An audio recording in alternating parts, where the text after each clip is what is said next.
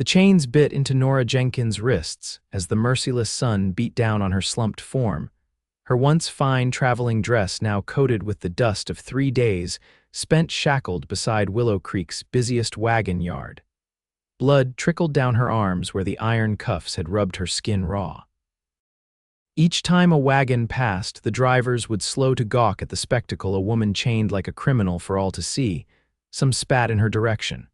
Others called out slurs. Most simply stared, curiosity mingling with indifference at her suffering. Nora had stopped crying yesterday. The tears had only served to waste precious water her body desperately needed. Instead, she hung her head, auburn hair falling in dirty tangles across her face, providing the only shield against the prying eyes of Willow Creek's residents. "Another day in the stocks for the bandit's woman," a passing townsman remarked to his companion. "Sheriff says he'll keep her there till she confesses where her man's hiding."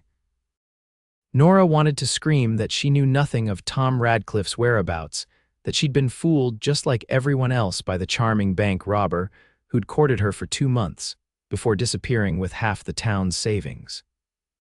But her parched throat could barely manage a whisper, and no one would believe her anyway. The sound of approaching hoofbeats barely registered until they slowed directly before her. Through the curtain of her matted hair, she glimpsed dusty boots as a man dismounted. Her heart raced. Was it Sheriff Mills coming to interrogate her again? Or worse, had Tom returned to silence her permanently? "Madam." "Can you hear me?" The voice was unfamiliar, deep but gentle, with an accent that suggested he'd come from somewhere east of the Mississippi. When she didn't respond, calloused fingers carefully lifted her chin. Through swollen eyes, Nora found herself looking into the face of a stranger. Tanned skin stretched over high cheekbones, and keen blue eyes studied her with concern beneath the brim of a well-worn hat. A thick mustache framed his upper lip, but it couldn't hide the frown that formed as he assessed her condition. "My God," he muttered. "How long have you been out here?" "3 days," she managed to rasp, her voice barely audible. Without another word, he stood and examined the chains that bound her to the wagon yard's hitching post. He glanced around, seeming to gauge how many people were watching. The late afternoon crowd had thinned considerably, most of the day's business concluded. "This isn't justice," he said, more to himself than to her. "This is cruelty." He returned to his horse, a magnificent palomino that stood patiently nearby, and rummaged through his saddlebag. When he returned, he was carrying a canteen and something metallic that caught the dying sunlight. "Drink first," he instructed, holding the canteen to her lips. Nora drank greedily, water spilling down her chin and neck. Some distant part of her mind warned that she should sip slowly, but thirst overrode caution. "Easy now," he cautioned, pulling the canteen away.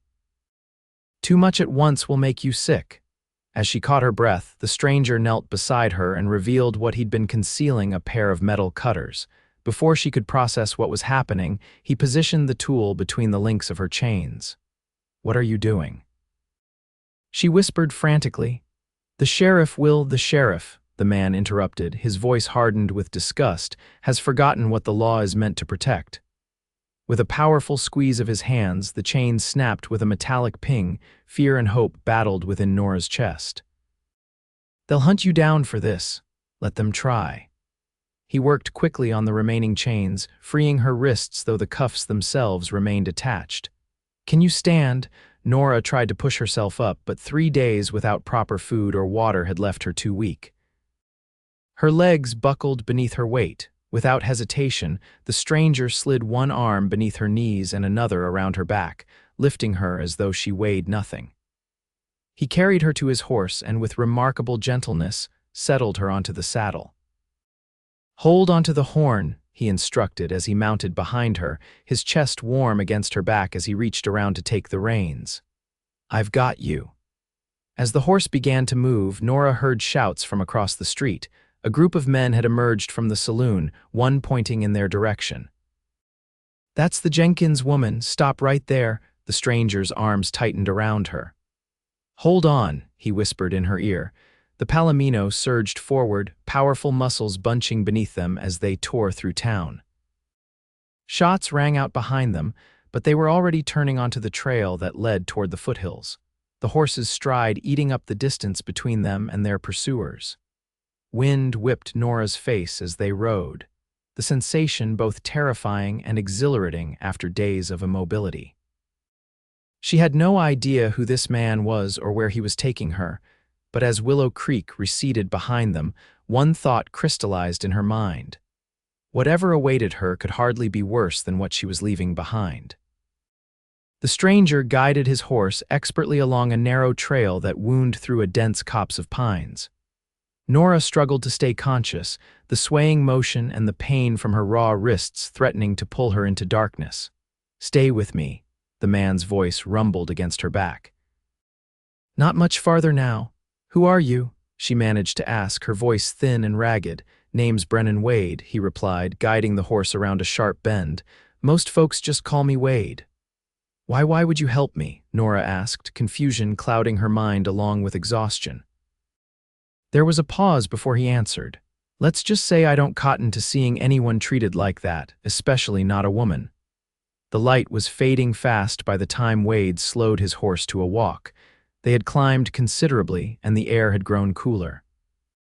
Through the trees, Nora glimpsed a small cabin nestled against the hillside, smoke curling from its stone chimney.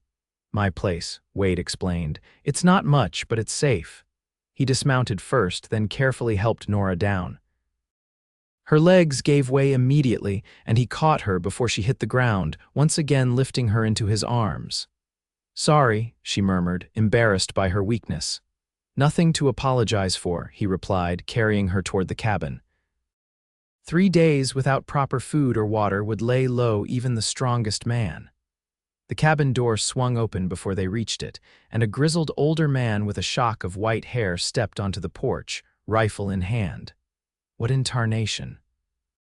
The old man exclaimed, lowering his weapon as he recognized Wade. His eyes widened at the sight of Nora. "You bringing trouble to our doorstep, boy?" "She needs help, Hank," Wade replied, his tone brooking no argument. "She was chained up in town like an animal." The man called Hank let out a low whistle. "Mills is doing, I reckon," Wade nodded grimly as he carried Nora past Hank and into the cabin. The interior was simple but neat, a far cry from what Nora had expected of a bachelor's dwelling. A fire burned low in the hearth, casting warm light across rough-hewn furniture. Wade carried her to a bed tucked in the corner and set her down with utmost care. "Hank will need warm water and bandages," Wade instructed, "and whatever food's quickest to prepare." The older man nodded and busied himself at the stove while Wade gently examined Nora's wrists. The iron cuffs remained, though the connecting chains had been cut. "I'll need to get these off," he explained, reaching for a wooden box under the bed. "It might hurt some." From the box, he produced several tools, including a small file and what looked like a narrow metal wedge. "I'll be as gentle as I can," he promised, selecting the file first. "You've done this before," Nora observed, watching as he worked the file against the lock mechanism. A smile touched his lips beneath his mustache.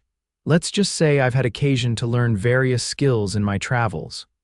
While Wade worked on her bonds, Hank approached with a steaming bowl of broth and a chunk of bread. "Best start with this," the older man advised. "Too much too soon after starving will make you sick as a dog." Nora accepted the broth gratefully, though her hands trembled so badly that Hank had to help her hold the spoon for the first few bites. The savory liquid seemed to bring her back to life, warmth spreading through her center. "Thank you," she whispered. Hank merely nodded, his weathered face softening slightly. "Ain't right what they did to you, miss, whatever your crime." "I committed no crime," Nora said firmly, finding strength in her indignation. "Sheriff Mills believes I know where Thomas Radcliffe hid the money he stole, but I don't." Wade paused in his work. "Radcliffe, the fella who robbed Willow Creek Bank last month?" Nora nodded miserably. "I was engaged to him, or so I thought. I had no idea what he was planning. When he disappeared, Sheriff Mills decided I must have been his accomplice. And rather than give you a proper trial, he strung you up like a trophy," Wade concluded, anger evident in his voice. He resumed working on her cuffs with renewed determination. No one in town would speak for me, Nora continued. I've only lived in Willow Creek for 6 months. Before that, I was teaching at a school in Denver. A school teacher? Hank asked, eyebrows rising. How'd you end up with the likes of Radcliffe? Nora felt heat rise to her cheeks. He was charming, said all the right things, promised me a life of comfort and respect, she laughed bitterly. I was a fool. No, Wade said firmly, looking up from his work. Being deceived doesn't make you a fool, it makes him a liar and a scoundrel.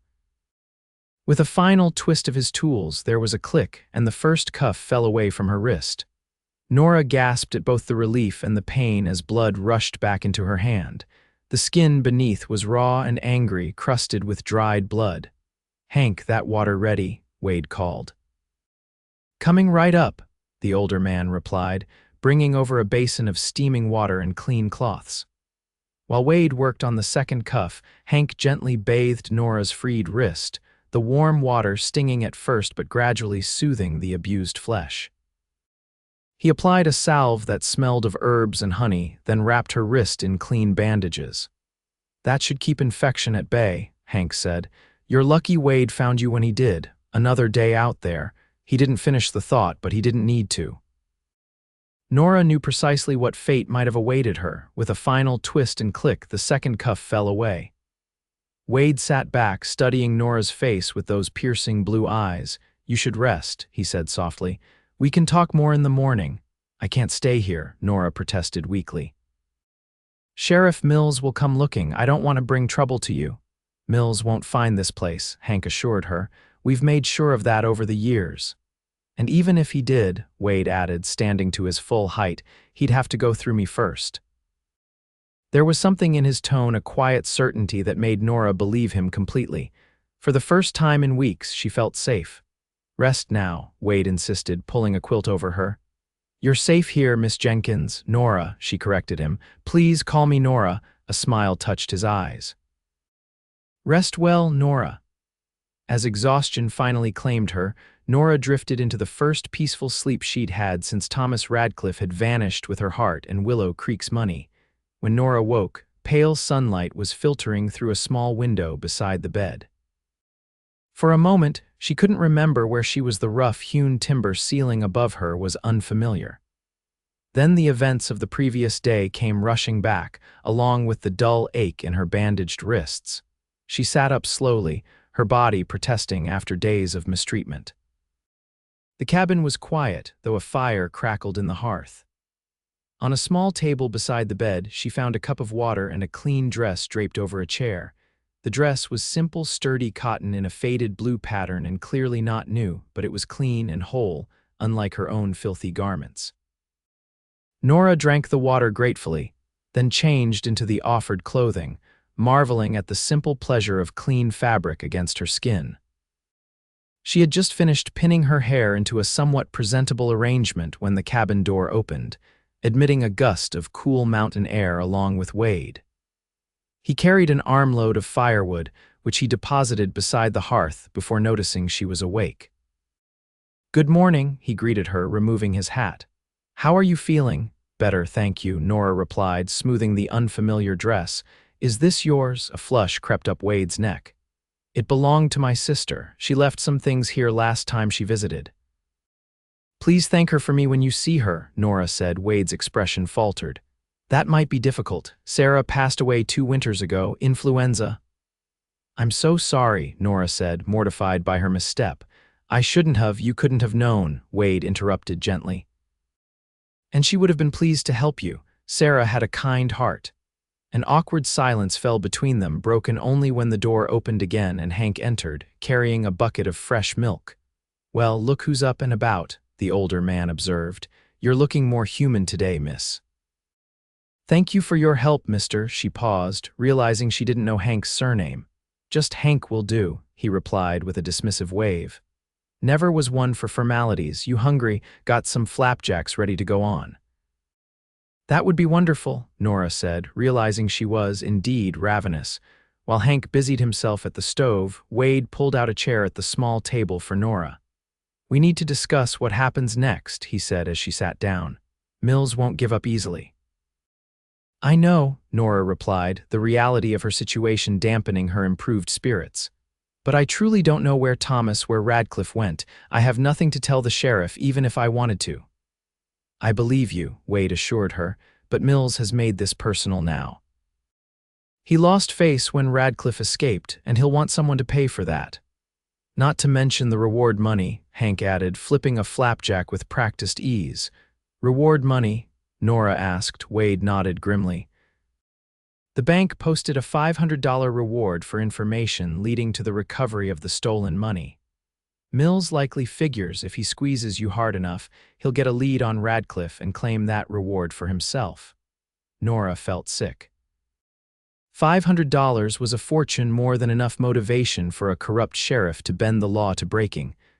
What can I do? She asked, despair threatening to overwhelm her again. I can't go back to Willow Creek, but I have no means to travel elsewhere. Everything I owned was in my boarding house room. First things first, Wade said firmly. You'll stay here until those wrists heal and you've regained your strength. After that, well, we'll figure something out. Hank placed a stack of golden flapjacks before her, alongside a jar of amber honey. Eat up, he encouraged. Hard to think on an empty stomach. The flapjacks were delicious, light and buttery, the honey adding just the right touch of sweetness. Nora hadn't realized how hungry she was until she started eating. She forced herself to slow down, not wanting to appear uncouth before her rescuers. These are wonderful, she complimented Hank. You're quite the cook. The old man harumphed, but Nora caught the pleased glint in his eye. Someone had to learn, he replied. This one would burn water if left to his own devices. He jerked a thumb toward Wade. That's not entirely fair, Wade protested with a good-natured smile. I make a passable stew. If by passable you mean won't kill you outright, Hank retorted. Their easy banter reminded Nora of her brothers back home in Missouri, a life that seemed a lifetime ago now.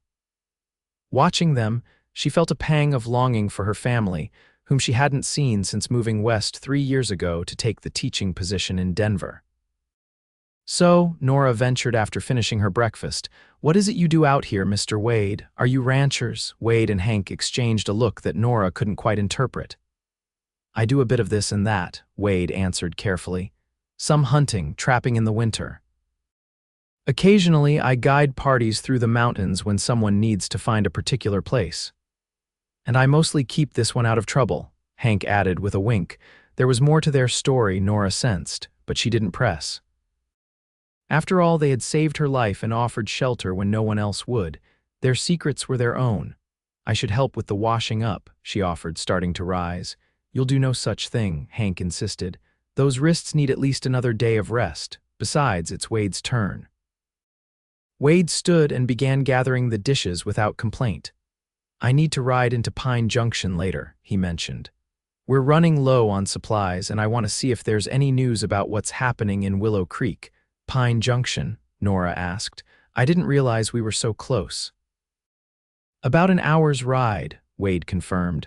Small settlement, but they have a decent general store. The folks there mind their own business, which suits us fine.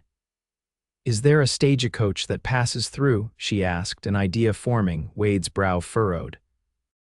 There is, but you're not in any condition to travel yet. I wasn't suggesting today, Nora clarified, but eventually, I have an aunt in California, San Francisco. She's written several times asking me to visit. Perhaps I could go there, start fresh. California's a long journey, Wade said, his expression unreadable, and expensive. I have some savings, Nora replied, then frowned, or I did, in the bank in Willow Creek, which you can't access without walking straight into Mills's clutches, Hank pointed out. The brief flare of hope dimmed in Nora's chest. She'd been so focused on immediate survival that she hadn't fully considered the long-term implications of her situation. Her reputation in Willow Creek was ruined, her possessions likely confiscated or looted, and her savings inaccessible. She was, in essence, penniless and alone. Wade must have read the despair on her face. We'll figure something out, he reassured her, one day at a time.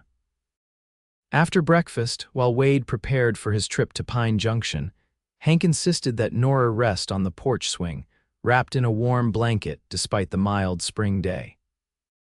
The cabin, she discovered, was positioned to afford a spectacular view of the valley below, with the distant peaks of the Rockies rising majestically on the horizon. "It's beautiful here," she remarked as Hank brought her a cup of tea. "That it is," the old man agreed, settling into a chair beside her. "Found this spot some 20 years ago and knew it was where I wanted to end my days, peaceful, out of the way." "How long has Wade been here with you?" Nora asked, curiosity getting the better of her. Hank's weathered face softened. "Going on 7 years now. He showed up half dead in the winter of '64, not long after the war ended. Confederate deserter, though he doesn't talk about it much. Found him collapsed in the snow about a mile from here. Thought he was a goner for sure. He deserted." Nora asked, surprised. Wade didn't strike her as the type to abandon his commitments. "Boy had his reasons," Hank said firmly. "Good ones. War changes a man, shows him what matters and what don't. Wade saw enough killing to last several lifetimes." Nora sipped her tea thoughtfully. That explained a certain sadness she'd glimpsed in Wade's eyes, the look of a man who had witnessed horrors and carried their weight still. "And you?" she asked. "Were you in the war as well?" Hank let out a bark of laughter. "Lord, no. I was too old even for that bloodbath. No, I fought my wars earlier against the Mexicans in '46. That was enough for me." He gazed out at the mountains. "Been a hermit ever since, more or less, until Wade stumbled into my life." They sat in companionable silence for a while, Nora absorbing the peaceful surroundings and the unexpected glimpse into her rescuers' lives. She had just begun to doze off when the sound of approaching hoofbeats roused her. Wade rode into the clearing, leading his palomino and a second horse, a sturdy, dappled mare laden with supplies. "Looks like you bought out the whole store," Hank called as Wade dismounted. "Thought we might need extra provisions," Wade replied, glancing meaningfully at Nora. He began unloading the supplies: sacks of flour and sugar, coffee beans, salt pork, dried apples, and various other necessities. Among the practical items, Nora spotted a package wrapped in brown paper that Wade quickly tucked inside his coat. Once the horses were unsaddled and turned out into the small corral behind the cabin, Wade joined Nora and Hank on the porch, his expression grave. "News isn't good," he announced without preamble. "Mills has a posse out looking for you, Nora, and for the bandit who helped you escape. There's a $50 bounty on your head and $100 on mine, though they don't know who I am, just that I was riding a palomino." Nora felt the blood drain from her face. "I've brought this trouble to your doorstep. I should go. You'll do no such thing," Wade interrupted firmly. "Mills has men watching the stage stops and checking travelers on the main roads. You wouldn't make it 10 miles. "What do we do?" she asked, fear crawling up her throat. Wade removed his hat and ran a hand through his dark hair. "We wait. Posses run out of enthusiasm quickly, especially when there's no trail to follow. I was careful yesterday, stuck to the rocky passes where we wouldn't leave tracks." "And if they don't give up," Nora pressed, "then we'll need a different plan," Wade replied simply. "But for now, we wait." "And you heal?" That evening, after a supper of rabbit stew, Wade's passable recipe, which Nora found quite delicious, Wade excused himself and stepped outside. Through the window, Nora watched as he lit a cigarette, the ember glowing in the gathering darkness as he stared out at the valley below. "He carries a lot of weight on those shoulders," Hank observed, following her gaze. "Because of me," Nora said quietly. "Not just you," Hank corrected. "Wade's been fighting one battle or another most of his life. First the war, then." He trailed off. "Well, that's his story to tell if he chooses." Nora helped Hank with the washing up, despite his protests that she should rest. Her wrists, though still tender, felt much improved after a day of proper care. When Wade finally returned inside, he seemed to have come to some decision. From inside his coat, he withdrew the brown paper package Nora had noticed earlier. "Thought you might want this," he said, holding it out to her. "Not much, but—" Nora unwrapped the paper carefully to reveal a small leather-bound journal and a brass fountain pen. "I remembered you said you were a teacher," Wade explained, a hint of color rising in his cheeks. "Figured you might want to write down your thoughts, pass the time while you're recovering." The thoughtfulness of the gesture touched Nora deeply. "Thank you," she said, running her fingers over the smooth leather cover. "This is perfect." That night, as Hank snored softly from his bedroll near the fire and Wade kept watch from the small chair by the window, Nora opened her new journal and began to write by the light of a single candle. She poured out the story of Thomas Radcliffe's betrayal, her imprisonment, and her unlikely rescue by a quiet ex-Confederate soldier with kind eyes and gentle hands. As she wrote, she found herself wondering about Wade, what battles he'd fought, what losses he'd endured, and how he'd come to risk everything to save a woman he didn't know. Outside, an owl called into the night, its mournful hoot echoing through the pines. Nora closed her journal and blew out the candle, her last waking thought a prayer of thanks for the strange twist of fate that had brought Brennan Wade into her life. The days at the cabin fell into a peaceful rhythm. Each morning, Nora would wake to find Hank already preparing breakfast, usually accompanied by the sound of Wade chopping wood or tending to the horses outside. After eating, Nora would help with whatever chores her healing wrists permitted, hanging laundry, preparing vegetables from the small garden, or mending clothes that the men had clearly neglected for too long. In the afternoons, she would often read aloud from one of the few books in the cabin. A worn copy of The Last of the Mohicans, a Bible missing several pages from Revelations, and surprisingly, a volume of Shakespeare's sonnets that Wade admitted belonged to him. "My mother taught literature before she married," he explained when Nora expressed surprise at finding such poetry in a mountain cabin. "She made sure all her children could recite at least one sonnet by heart." "Which is yours?" Nora asked, genuinely curious. Wade's eyes took on a distant look. "Let me not to the marriage of true minds admit impediments," he recited softly. Sonnet 116. Mother said it was about the purest kind of love, the kind that doesn't change when circumstances do. The conviction in his voice stirred something in Nora's chest. "That's beautiful," she said. Wade cleared his throat, suddenly self-conscious. "Just remembered it, is all." As the days passed, Nora's strength returned. The raw wounds on her wrists healed into tender pink scars, and the hollow look in her eyes was gradually replaced by a cautious alertness. She found herself looking forward to the evenings when the three of them would sit around the fire, Hank spinning tales of his younger days, while Wade listened with the patient air of someone who had heard the stories many times before, but enjoyed them nonetheless. A week after her rescue, Wade announced that he needed to return to Pine Junction.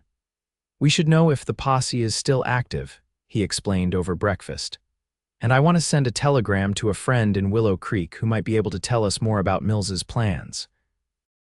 "You have a friend in Willow Creek?" Nora asked, surprised. "Of a sort," Wade replied cryptically. "Someone who owes me a favor and keeps his ears open." "Be careful," Nora urged, surprised by the intensity of her concern, "if they're looking for a man with a palomino." "I'll take the bay mare," Wade assured her. "And wear Hank's old coat and hat. No one in Pine Junction knows me well enough to look twice."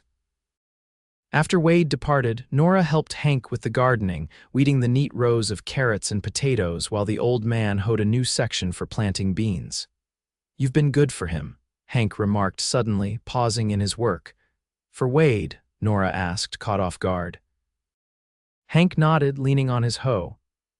"Boy's been going through the motions of living for years now, since his sister died especially, but this past week I've seen something change. There's a light back in his eyes." Nora felt her cheeks warm. "He saved my life. I'm simply grateful." Hank gave her a knowing look but didn't press the matter. "Whatever you want to call it," he said, returning to his hoeing. "Just nice to see is all." That evening, Wade returned later than expected. The sun had long since set, and Hank had begun to pace anxiously when they finally heard the sound of hoofbeats approaching. Nora rushed to the door, relief washing over her at the sight of Wade dismounting safely. Her relief was short-lived, however, when she saw his grim expression. "What is it?" she asked as he climbed the porch steps. "What's happened?" Wade removed his hat, his features taut with tension. "Mills has extended the search. He's convinced himself that you know where Radcliffe hid the money and that you've conspired with someone else to get it." "That's absurd," Nora protested. I've told him repeatedly that I know nothing about Thomas's plans or the money. Mills isn't interested in the truth, Wade said, hanging his hat on a peg by the door. He wants that reward money, and he's willing to fabricate whatever story gets him closer to it. Inside, Wade accepted a cup of coffee from Hank and continued his report. The posse is disbanded, but Mills has hired 3 bounty hunters to track you down. Professional manhunters with a reputation for bringing in their quarry by any means necessary. Nora sank into a chair, her legs suddenly weak. This is my fault. I should never have come here. I've put you both in danger. Stop that, Hank said firmly. You didn't ask to be chained up like an animal, and you didn't ask Wade to help you. That was his choice. And I'd make it again, Wade added quietly, his blue eyes meeting Nora's across the table. Something in his gaze made her breath catch. There's more, Wade continued after a moment. My contact in Willow Creek sent word that Radcliffe has been spotted in Denver. Apparently he's living high on the hog, spending money freely. In Denver, Nora repeated, stunned. But that's where I lived before. Oh, realization dawned. He knew I had no connections there anymore, no one who would recognize him. Clever bastard, Hank muttered. If Mills finds out Radcliffe is in Denver, Wade mused, he might redirect his efforts there. Or he might become even more convinced that I'm somehow involved, Nora countered. That I deliberately sent him in the wrong direction while Thomas and I planned to reunite and split the money. Wade rubbed his jaw thoughtfully, the stubble there rasping against his calloused palm. We need a more permanent solution, he finally said. Hiding here indefinitely isn't feasible, especially with bounty hunters combing these hills. I could turn myself in, Nora suggested desperately. Explain again that I know nothing, absolutely not, Wade interrupted, an edge of steel in his voice. Mills had his chance for justice and chose cruelty instead. I won't let you walk back into his clutches. The vehemence in his tone surprised Nora. Then what do you suggest? Wade exchanged a look with Hank, who nodded slightly. I think, Wade said carefully, we need to go after Radcliffe ourselves. What? Nora gasped. That's madness. Denver is days away, and if we're caught, if Radcliffe confesses that you had no part in his scheme, Mills would have no grounds to hold you, Wade reasoned. And returning the money would satisfy the bank. It's the only way to clear your name permanently. And how exactly do you plan to make a bank robber confess? Nora challenged. A dangerous smile played at the corners of Wade's mouth. I can be very persuasive when necessary. Nora looked to Hank, expecting the older man to voice the objections that seemed so obvious to her. Instead, he was nodding thoughtfully. It could work, Hank admitted. Wade knows Denver better than most, and he has friends there who could help. From before the war, Wade explained, seeing Nora's questioning look. I lived in Denver for a time, worked as a surveyor for the railroad. Nora's mind raced, trying to make sense of this wild plan. Even if we could find Thomas, even if you could somehow convince him to confess, which seems unlikely, how would we get to Denver without being caught ourselves? Not by the main roads, Wade acknowledged. We'd need to take the high passes through the mountains. Difficult terrain, but I know the way. Bounty hunters rarely venture that high, too risky, too easy to get lost if you don't know the country. Nora repeated. You mean to take me with you? I'm not leaving you here alone, Wade said simply, and Hank needs to stay with the cabin and the livestock. He's right, Hank added. Place would be picked clean by scavengers inside a week if we both left. But I'll slow you down, Nora protested.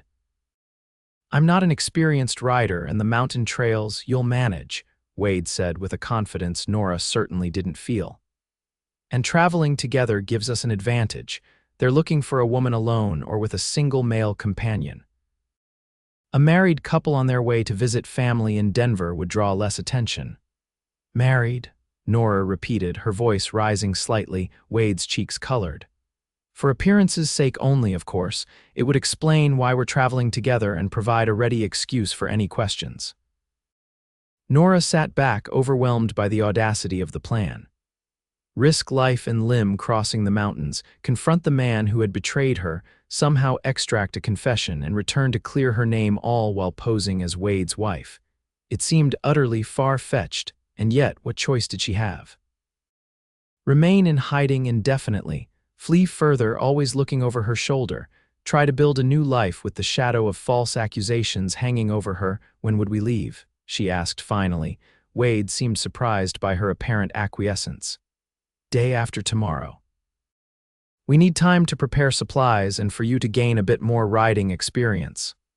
I'll teach you what you need to know, Hank offered. Nothing to it, really. Just stay on the horse and let it do the thinking on tricky terrain. That night, as Nora lay in bed listening to the gentle chorus of crickets outside, she tried to imagine what lay ahead. The thought of confronting Thomas again made her stomach clench with anxiety. What would she say to the man who had used her so callously? Would he even show remorse? And then there was Wade, this quiet, intense man who had risked everything to save her and was now proposing to risk even more. Why? What drove him to take such chances for a woman he barely knew? Sleep eluded her as these questions chased themselves around her mind. Eventually, she rose and wrapped a shawl around her shoulders, stepping quietly onto the porch to clear her head. To her surprise, Wade was already there, seated on the porch swing, a rifle resting across his knees as he gazed out into the darkness. Couldn't sleep? He asked without turning. Too much to think about, Nora admitted, taking a seat beside him. The swing creaked softly beneath their combined weight. For a while they sat in companionable silence, the vast canopy of stars stretching above them in breathtaking clarity, far from the lamplights of any town. Why are you doing this? Nora finally asked, the question that had been nagging at her for days. Why take such risks for a stranger? Wade was quiet for so long that Nora thought he might not answer. When he did, his voice was low and reflective. During the war, I saw men do terrible things. Commit acts they'd never have considered in peacetime. And I saw others stand by and let it happen, telling themselves it wasn't their concern or that they were just following orders. He paused. I promised myself that if I survived, I'd never be either of those men. I wouldn't cause suffering and I wouldn't stand idle while others did. Is that why you deserted? Nora asked softly. Wade glanced at her sharply. Hank told you, just that you came here after leaving the Confederate Army, she assured him. Nothing more. Wade sighed, his breath visible in the cool night air. My commanding officer ordered us to burn a farmhouse with the family still inside. Northern sympathizers, he said, but they were just people trying to survive the madness, same as anyone. I refused. When he threatened to shoot me for insubordination, I left that night. His fingers tightened on the rifle, been running ever since in one way or another. I'm sorry, Nora said, placing her hand gently on his arm. Don't be, Wade replied. Best decision I ever made, even with everything that came after. Some prices are worth paying to keep your soul intact. The simple honesty of his words moved Nora deeply. Here was a man who understood principle, who valued human life above abstract causes, the opposite of the sheriff who had chained her in the town square. Thank you, she said, for telling me and for everything else. Wade covered her hand with his own, the touch sending a surprising warmth up her arm despite the cool night. Get some rest, he advised gently. Tomorrow will be a long day of preparations. As Nora returned to her bed, she felt a curious sense of calm despite the dangers that lay ahead. Whatever happened in Denver, she wouldn't face it alone. And that, she was beginning to realize, made all the difference. The next day passed in a flurry of activity. While Wade prepared supplies and studied maps, Hank took Nora to the small corral and introduced her to the dappled mare she would be riding. This is Pepper, Hank said as the horse nuzzled his pocket for treats. Steadiest mount you'll ever find. She'll take care of you if you treat her kindly. Nora tentatively stroked the mare's velvet nose, earning an appreciative whicker. She's beautiful, she murmured. And smart, Hank added. Now let's get you comfortable in the saddle. For hours, Hank coached Nora on basic horsemanship, how to mount properly, how to hold the reins, how to signal Pepper to walk, trot, and stop. By midday, Nora's muscles were protesting the unaccustomed activity, but she persisted, determined not to be a liability on their journey. You're a natural, Hank encouraged as she successfully navigated Pepper through a series of simple obstacles he had arranged in the corral. Just remember, on the mountain trails, trust your horse. She knows what's safe better than you do." After a brief rest and lunch, Wade took over Nora's instruction, taking her on a short ride through the surrounding forest. The terrain was more challenging than the corral, with fallen logs to step over and narrow paths to navigate. "Keep your weight centered," Wade advised, riding beside her on his palomino. "And don't look down at steep sections. Look ahead to where you want to go." Nora followed his instructions, gaining confidence as Pepper responded to her tentative commands. By the time they returned to the cabin, she felt reasonably assured that she could manage the journey, though the thought of the high mountain passes still filled her with trepidation.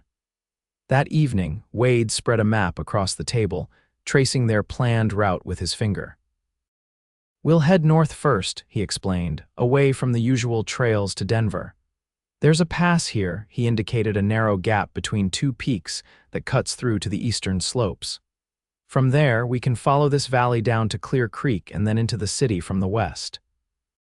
"How long will it take?" Nora asked, studying the daunting expanse of mountainous terrain they would need to traverse. "4 days if the weather holds," Wade estimated. "Maybe 5. We'll need to pace ourselves, especially at the higher elevations." "And once we reach Denver," Nora pressed. "How do we find Thomas?" "My contact in Willow Creek mentioned Radcliffe has been frequenting a gambling hall called the Silver Spike," Wade replied. "It's in a respectable part of town, caters to businessmen and the occasional adventurous lady, not the usual rough miner's saloon."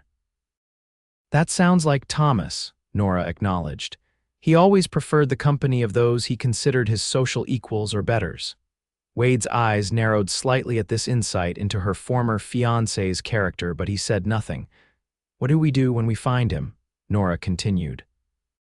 "Simply ask him to confess. Why would he agree? Men like Radcliffe value self-preservation above all else," Wade said, a hardness entering his voice. "When he understands that cooperating is his best option for avoiding a noose, he'll see reason.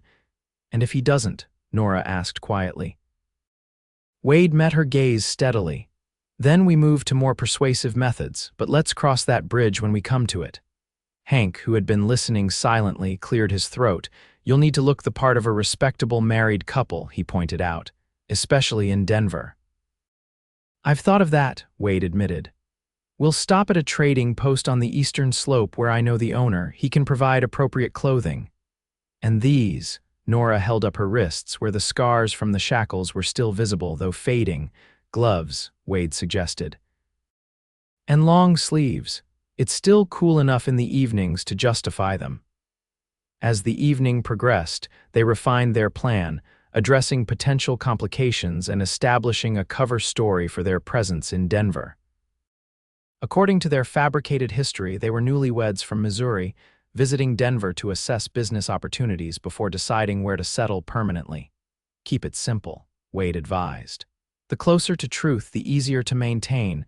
You are from Missouri originally, correct?" Nora nodded. "Though I haven't been back in years. My family moved to Illinois after my father died."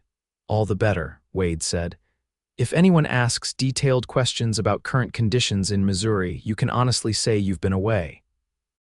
Later, as Nora packed the few belongings she had accumulated during her stay, the journal and pen from Wade, a spare dress of Sarah's that Hank had altered to fit her better, and a small knife for protection that Wade had insisted she found herself simultaneously terrified and exhilarated by the adventure ahead. There was danger, certainly. If they were captured, Mills would ensure she faced the harshest possible punishment, and Wade would likely fare no better as her accomplice. If they encountered the bounty hunters on the trail, their odds were even worse. Yet beneath these very real fears, Nora recognized another emotion, a fierce determination to reclaim her life and clear her name. The woman who had been shackled in Willow Creek's wagon yard, afraid, humiliated, resigned to her fate, was gone. In her place stood someone stronger, someone unwilling to let injustice define her future, and she would not be facing that future alone. The thought of Wade beside her, steady, principled, unexpectedly gentle despite his obvious capacity for violence, gave her courage she hadn't known she possessed. Dawn had barely broken when Nora woke to the smell of coffee and the sound of low voices. She dressed quickly in her riding clothes, sturdy trousers borrowed from Wade's sister's trunk, scandalous in town but practical for the journey ahead, and a loose shirt belted at the waist. In the main room, Wade and Hank were reviewing last-minute details, their expressions solemn in the soft light of the oil lamp. "Morning," Hank greeted her, pushing a cup of coffee and a plate of biscuits with honey in her direction. "Best eat up. Might be your last hot meal for a while." Nora ate gratefully, knowing they had a long day ahead. Outside, the horses were already saddled and loaded with supplies, food, extra clothing, bedrolls, and various tools whose purposes Nora could only guess at. As the sky lightened from gray to pale blue, the moment of departure arrived. Hank surprised Nora by pulling her into a gruff embrace. "You take care of yourself," he instructed, "and keep an eye on that hard-headed partner of yours. He doesn't always know when to back down from a fight." "I will," Nora promised, touched by the old man's concern. To Wade, Hank simply extended a hand which Wade clasped firmly. "Remember what I taught you about mountain weather," Hank said. "It changes faster than a politician's promises. Don't take chances if the clouds start building." "We'll be careful," Wade assured him, then turned to Nora. "Ready." Nora took a deep breath, surveying the little cabin that had become a sanctuary over the past week. "As ready as I'll ever be," she replied. Wade helped her mount Pepper, checking the cinch and adjusting the stirrups to ensure her comfort. Then he swung easily onto his Palomino, Scout, and with a final wave to Hank, they set off into the forest, following a narrow deer trail that wound upward through the pines. The first day's journey was arduous but uneventful. They climbed steadily, the air growing thinner and cooler as they gained elevation. Nora's muscles protested the sustained riding, but she gritted her teeth against the discomfort, determined not to slow their progress. Wade kept a vigilant watch, frequently pausing to study their back trail or listen intently to the forest sounds. His caution was warranted twice they detoured from their planned route when Wade spotted potential signs of other travelers. "Probably just hunters," he explained after the second detour, "but better safe than sorry." By late afternoon, they had reached a small plateau nestled between two higher ridges. A clear spring bubbled from between moss-covered rocks, providing fresh water for them and the horses. "We'll camp here," Wade decided. "Good visibility, water, and enough grazing for the horses." As Wade unsaddled the animals and set up a small, nearly smokeless fire, Nora stretched her aching legs and massaged her sore back. Despite her discomfort, she felt a peculiar sense of freedom. The vast wilderness surrounding them seemed to put her troubles in perspective, making Sheriff Mills and his bounty hunters seem distant and less threatening. That evening, they ate a simple meal of jerky, hardtack, and dried apples, washed down with strong coffee. As darkness fell, the temperature dropped sharply, and Nora found herself huddled close to the small fire, grateful for the heavy wool blanket Wade had provided. "Cold?" Wade asked, noticing her shiver. "A bit," Nora admitted. "I didn't realize the mountains would be so chilly, even in spring." Without hesitation, Wade moved to sit beside her, offering the additional warmth of his body. "It'll be colder at the pass," he warned. "High country holds onto winter longer than the valleys." The casual way he settled next to her, their shoulders touching, stirred something in Nora's chest. After weeks of being treated as either a criminal or a fragile invalid, Wade's matter-of-fact comradeship was refreshingly normal. "Tell me about Denver," she requested, partly from genuine curiosity and partly to distract herself from her awareness of his proximity. "What was it like when you lived there?" Wade smiled faintly, firelight dancing across his features. "Growing like a weed," he recalled. New buildings going up daily, streets crowded with fortune seekers heading to the goldfields, merchants setting up shop to supply them. Rowdy but full of possibility. "And now," Nora prompted, "even bigger from what I hear. The railroads brought more settlers, more business. It's becoming a proper city rather than just an overgrown mining camp." "You sound like you miss it," Nora observed. Wade considered this. Miss certain aspects, maybe, the energy, the sense that anything could happen, but not the crowds or the noise. He gestured to the star-filled sky above them. Hard to see this in a city. Nora followed his gaze upward, momentarily awestruck by the countless stars scattered across the in-sky blackness. "It's beautiful," she whispered. "Worth all the aches and cold, isn't it?" Wade asked softly. "Yes," Nora agreed, suddenly aware that she wasn't just referring to the view. They lapsed into comfortable silence, the only sounds the occasional pop from the fire and the distant hooting of an owl. Eventually, Wade rose to prepare their sleeping arrangements. "You take the tent," he insisted, indicating the small canvas shelter he had erected. "I'll sleep out here by the fire." "Are you sure?" Nora asked, knowing the night would grow colder still. "Positive," Wade replied. "I've slept under the stars more nights than I can count. One more won't hurt me." Despite her exhaustion, sleep came fitfully to Nora that night. The unfamiliar sounds of the wilderness, the hard ground beneath her bedroll, and the lingering anxiety about their mission kept her drifting in and out of consciousness. Several times she woke, heart racing, convinced she had heard approaching riders, only to realize it was just the wind in the pines or a small animal moving through the underbrush. During one such wakeful period, she peered out of the tent flap to check on Wade. He was sitting upright by the fire, rifle across his knees, his watchful silhouette both reassuring and somehow lonely against the vast backdrop of mountains and sky. Nora felt a sudden urge to join him, to offer companionship during his vigilant guard, but propriety and uncertainty held her back. Instead, she watched silently until her eyes grew heavy once more.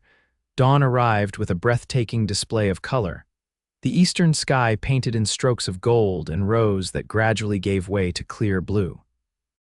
They broke camp efficiently, Nora doing her best to help despite her stiffness from the previous day's ride. "How are you feeling?" Wade asked as he helped her mount Pepper.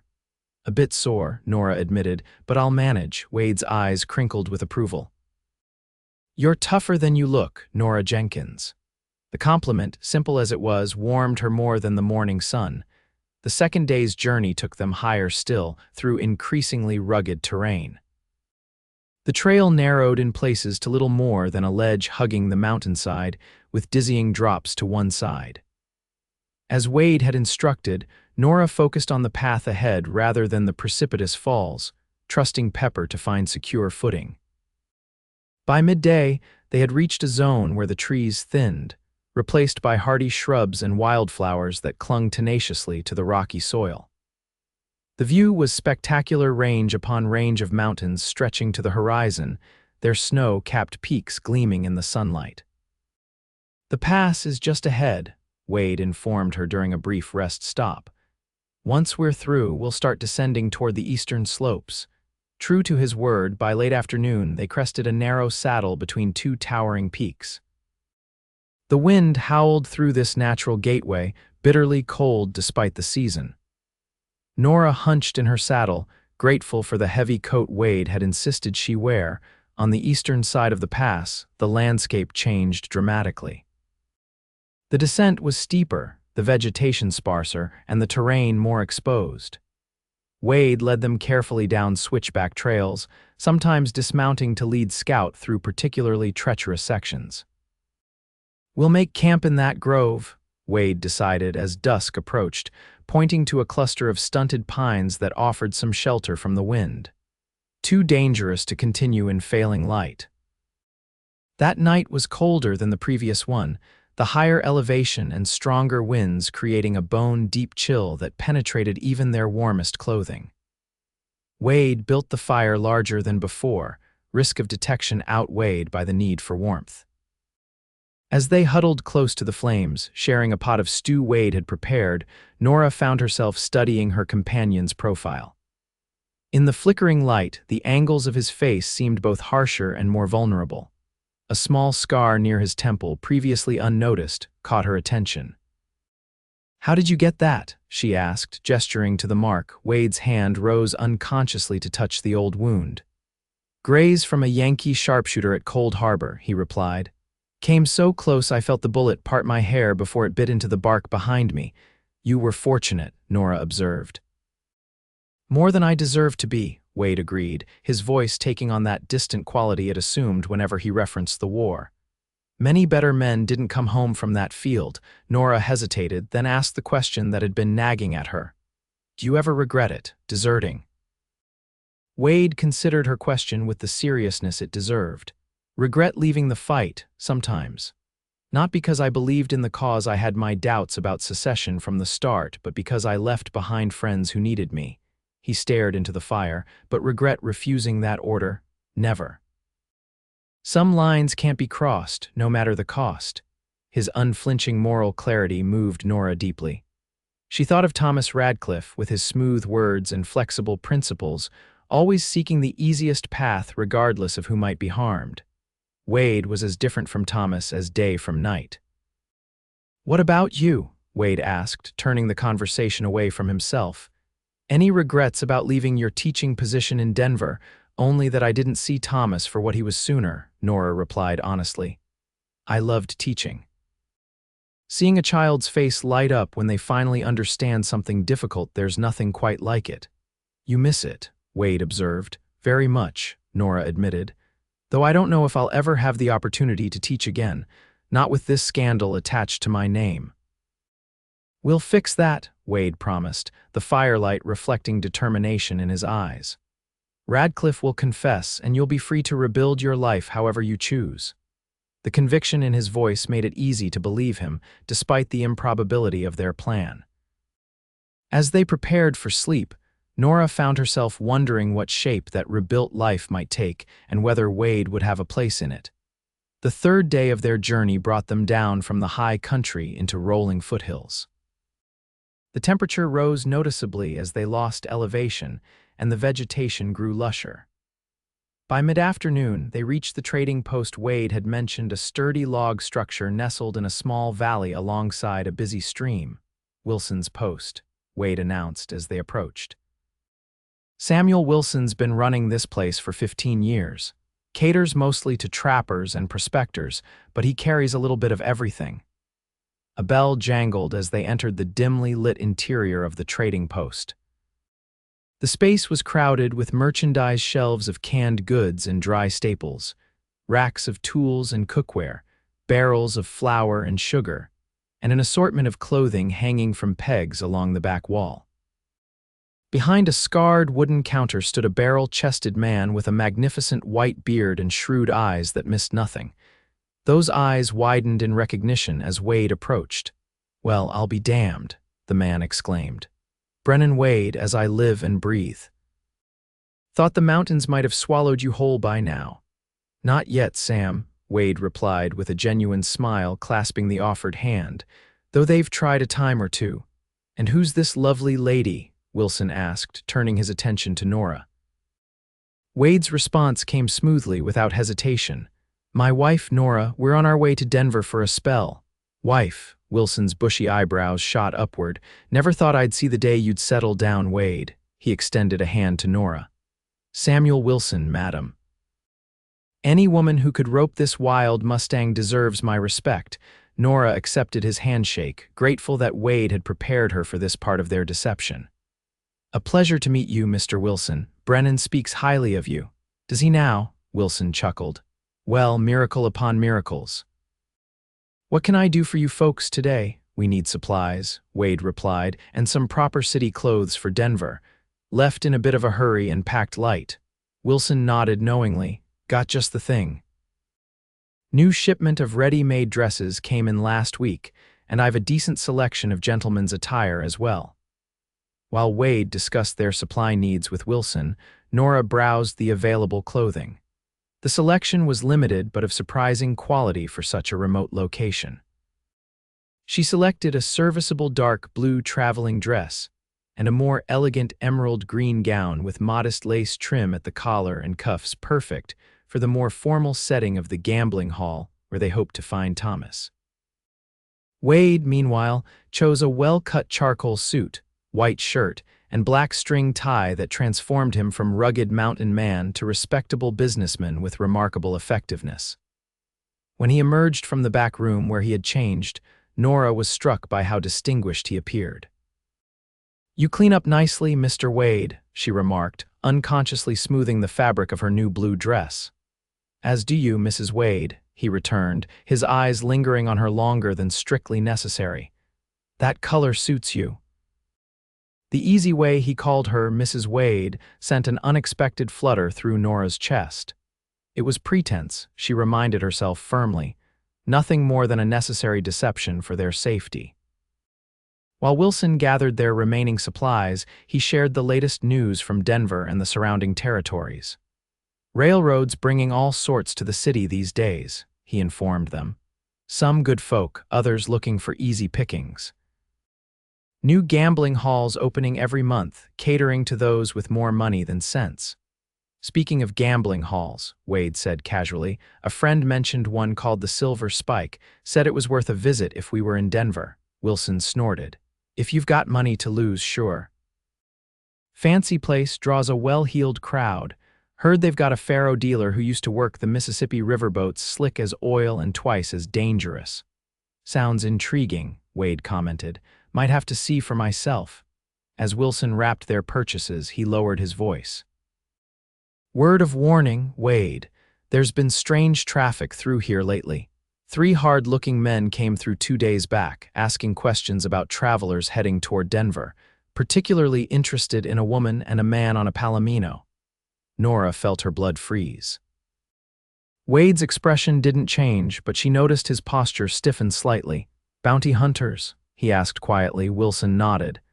"That would be my guess. Didn't say what they were after, but they weren't the type to chase after petty thieves." "Appreciate the warning, Sam," Wade said, counting out coins for their purchases. "Any idea which way they headed?" "Took the main trail toward Clear Creek," Wilson replied. "If you're hoping to avoid them, might want to consider the southern route through Bear Valley instead." "I'll keep that in mind," Wade assured him. They departed Wilson's post with their new clothes and supplies, Wade leading them immediately away from the main trail as suggested. "Bear Valley?" Nora asked once they were well away from the trading post. "Longer route, but less traveled," Wade confirmed. "Adds a day to our journey, but reduces the chance of running into those bounty hunters." "Do you think Mr. Wilson suspected anything?" Nora worried, remembering the shopkeeper's shrewd eyes. "Sam's smart enough not to ask questions he doesn't want answers to," Wade replied. "And he's no friend to bounty hunters. We can trust him." They made camp that night in a sheltered hollow beside a small lake, the surrounding peaks reflected perfectly in its still waters. The beauty of their surroundings provided a momentary respite from the tension that had followed them from Wilson's post.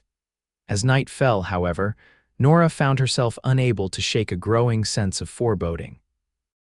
Their plan, which had seemed daring but possible in the safety of Wade's cabin, now struck her as increasingly fraught with danger. The bounty hunters' presence so close to their route was a stark reminder of the very real threat they faced. Having second thoughts, Wade asked perceptively as they sat beside their small fire, the new clothes carefully packed away for their arrival in Denver. "Not second thoughts exactly," Nora replied slowly. "More like a clearer understanding of the risks. Those men at Wilson's post, they're professionals, aren't they? Men who hunt other human beings for money." "Yes," Wade acknowledged, not sugarcoating the truth, "and they're good at what they do or Mills wouldn't have hired them."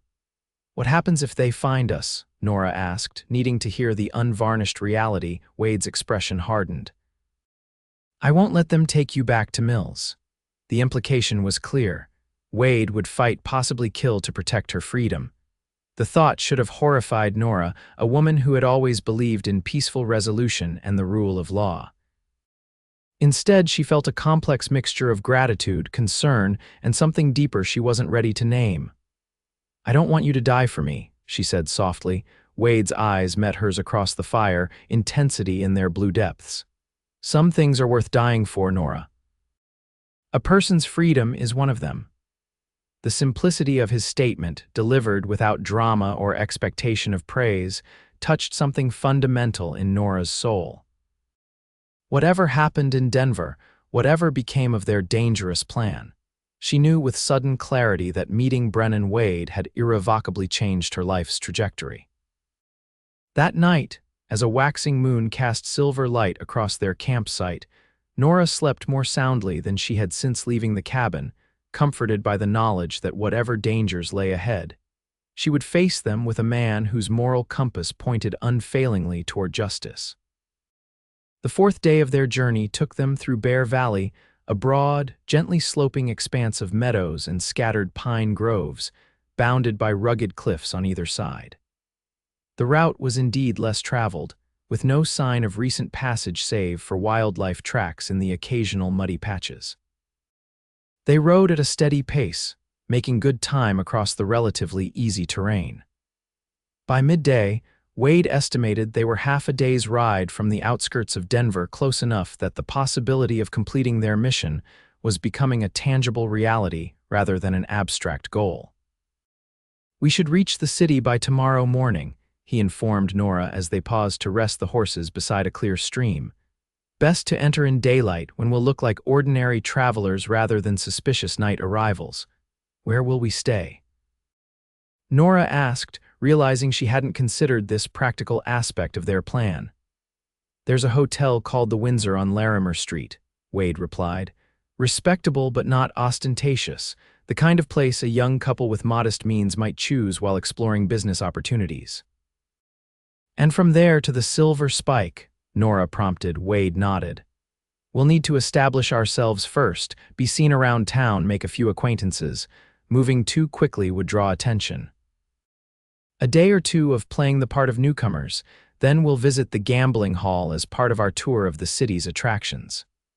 The methodical nature of his plan reassured Nora. Wade had clearly thought through the details, anticipating potential pitfalls and establishing a credible cover for their presence in Denver. "What if Thomas isn't at the Silver Spike when we visit?" she asked, voicing one of many concerns. "Wilson said it was popular." "Thomas might frequent other establishments as well. Then we'll return the next night and the next if necessary," Wade said simply. "Every gambler has his favorite tables. If Radcliffe has been spending freely there, as my contact suggested, he'll return." They made camp that evening in a small clearing surrounded by aspens, their delicate leaves rustling in the gentle breeze. The air held the scent of approaching rain, though the sky remained clear for the moment.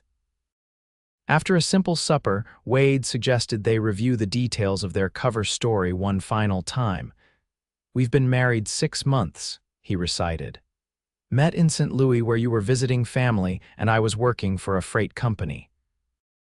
We're considering investing my modest inheritance in a business in Denver, perhaps a mercantile or a boarding house for respectable ladies." Nora nodded, committing the fabrication to memory. "My family remains in Illinois, where they moved after my father's death." "Your parents are deceased, with only a younger sister living back east." "Good," Wade approved. "Simple, close enough to truth to remember easily, and difficult to disprove." As darkness fell, the predicted rain arrived, a gentle, steady downpour that drummed soothingly on the canvas of the small tent. Wade had insisted Nora take shelter while he remained outside, protected only by his oilskin coat and hat. Through the tent flap, Nora watched him sitting stoically in the rain, rifle across his knees as always. The downpour plastered his dark hair to his forehead, rivulets of water streaming down his face, yet his vigilance never wavered. "Wade," she called softly, "you'll catch your death out there. There's room enough for both of us." He turned toward her, voice, rain dripping from the brim of his hat. "That wouldn't be proper," he demurred. "Propriety seems a poor trade for pneumonia," Nora countered. "Besides, we're supposed to be husband and wife, are we not? Best to practice the role before we reach Denver." She had meant the last part lightly, even teasingly, but as soon as the words left her mouth, a charge seemed to fill the air between them. Wade's expression changed subtly, something flickering in his eyes that made Nora's pulse quicken. After a moment's hesitation, he nodded once and moved toward the tent. Inside the confined space, his presence seemed much larger than in the open wilderness. Water dripped from his clothes onto the canvas floor as he carefully set his rifle within easy reach. You should remove that wet coat at least, Nora suggested, trying to maintain a practical tone despite the sudden awareness of their proximity. Wade complied silently, hanging the oilskin on a hook at the tent's peak. His shirt beneath was relatively dry, though it clung to his shoulders in a way that emphasized his lean, muscular build. They settled side by side on their bedrolls, close but not touching, an invisible line of propriety maintained despite their forced intimacy. The only sounds were the rain pattering on canvas and their quiet breathing. "Thank you," Wade said finally, his voice low in the darkness, "for insisting. You were right, it would have been foolish to stay out in that." "You don't always have to be the protector," Nora replied softly. "Sometimes you can allow yourself to be protected as well." A chuckle rumbled in his chest. "Is that what you're doing, protecting me?" "Perhaps," Nora said, smiling in the darkness. "Someone should." Wade was silent for a long moment. When he spoke again, his voice held a vulnerability she hadn't heard before. "It's been a long time since anyone worried about my welfare." "Then they weren't paying proper attention," Nora said simply. Another silence, this one charged with unspoken emotions. Nora was acutely aware of Wade beside her, the warmth radiating from his body, the faint scent of leather and wood smoke that clung to him, the steady rhythm of his breathing. "We should sleep," Wade finally said, his voice slightly rough.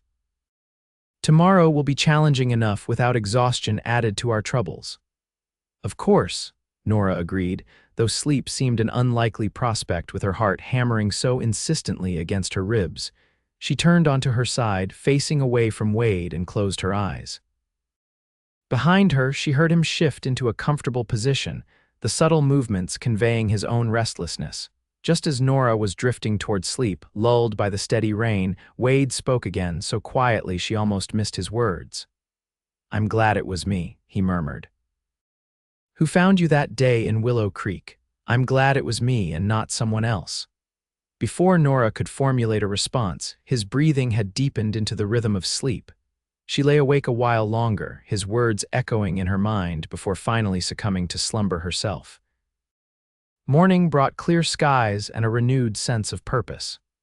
They broke camp efficiently, both of them carefully avoiding any mention of the previous night's unusual sleeping arrangements.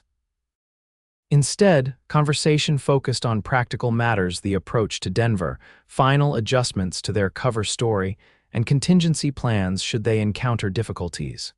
By mid-morning, they had reached the outskirts of the city. Denver had indeed grown since Nora had left 3 years earlier. New buildings stretched in all directions, the clang of construction competing with the bustle of commerce. Streets that had been rutted dirt tracks were now cobbled, and electric street lamps stood at major intersections, ready for the evening's illumination. Wade guided them confidently through the growing traffic, steering toward the commercial district where the Windsor Hotel stood. As they rode, Nora was struck by how natural it felt to be at Wade's side, as though they truly were a married couple arriving to start a new chapter of their lives rather than fugitives on a dangerous mission. The Windsor proved to be exactly as Wade had described: respectable without being ostentatious. The brick facade was well maintained, the lobby modestly elegant with potted palms and comfortable seating areas. At the front desk, Wade signed the register with a flourish. Mr. and Mrs. Brennan Wade, St. Louis. The clerk, a young man with slicked back hair and an obsequious manner, handed over a brass key. "Room 217, second floor. Bell boy will bring your luggage." "Thank you," Wade replied smoothly, offering his arm to Nora. "Shall we, my dear?" Nora placed her hand on his arm, feeling the solid strength beneath his new suit jacket. "Lead the way, husband," she replied, the word feeling strangely right on her tongue despite its falsity. Their room was spacious by hotel standards, with a large bed, washstand, writing desk, and 2 comfortable chairs by the window overlooking Larimer Street. A door connected to an adjoining room that Wade had also secured ostensibly as a private sitting room, but in reality providing him separate sleeping quarters to maintain Nora's propriety. Once the bellboy had delivered their bags and departed with his tip, Wade carefully locked the door and checked the window latches. We should change into our city clothes, he suggested. Then perhaps take a stroll around the business district, establish our presence as interested newcomers. And the silver spike? Nora asked, unpacking her green dress and smoothing its wrinkles. Tonight, perhaps, Wade considered. Though we might be better served by dining at a respectable restaurant first, gathering information about the city's nightlife from the waiters or fellow diners. A direct approach might seem suspicious. Nora agreed with his caution. They were so close to their goal that impatience would be foolish. While Wade retired to the adjoining room to change, Nora laid out her green dress and the few feminine accessories they had purchased at Wilson's Post: a modest lace collar, a pair of gloves to hide her scarred wrists, and a simple bonnet. She washed thoroughly in the basin, grateful to remove the dust of travel from her skin, and arranged her hair in a style more befitting a respectable married woman than the practical braid she had worn on the trail. When Wade knocked softly on the connecting door 20 minutes later, Nora had completed her transformation. The green dress fit well, emphasizing her slender waist and complementing her auburn hair. The gloves concealed the evidence of her ordeal in Willow Creek, and the bonnet framed her face becomingly. "Ready," she called, adjusting the collar one final time. Wade opened the door and stopped short, his eyes widening as he took in her appearance. "You look." He began, then seemed to struggle for appropriate words. "That is, you're very. The dress suits you," he finished awkwardly. Nora felt a blush rise to her cheeks at his evident admiration. "Thank you," she replied, then took a moment to appreciate his own transformation. The charcoal suit fit his broad shoulders perfectly, and he had trimmed his beard to a neater length. With his hair combed back from his forehead, he looked every inch the successful businessman, a far cry from the rugged frontiersman who had rescued her. "You're quite handsome yourself, Mr. Wade," she observed, enjoying the flush that crept up his neck at her compliment. "Shall we?" he asked, offering his arm once more.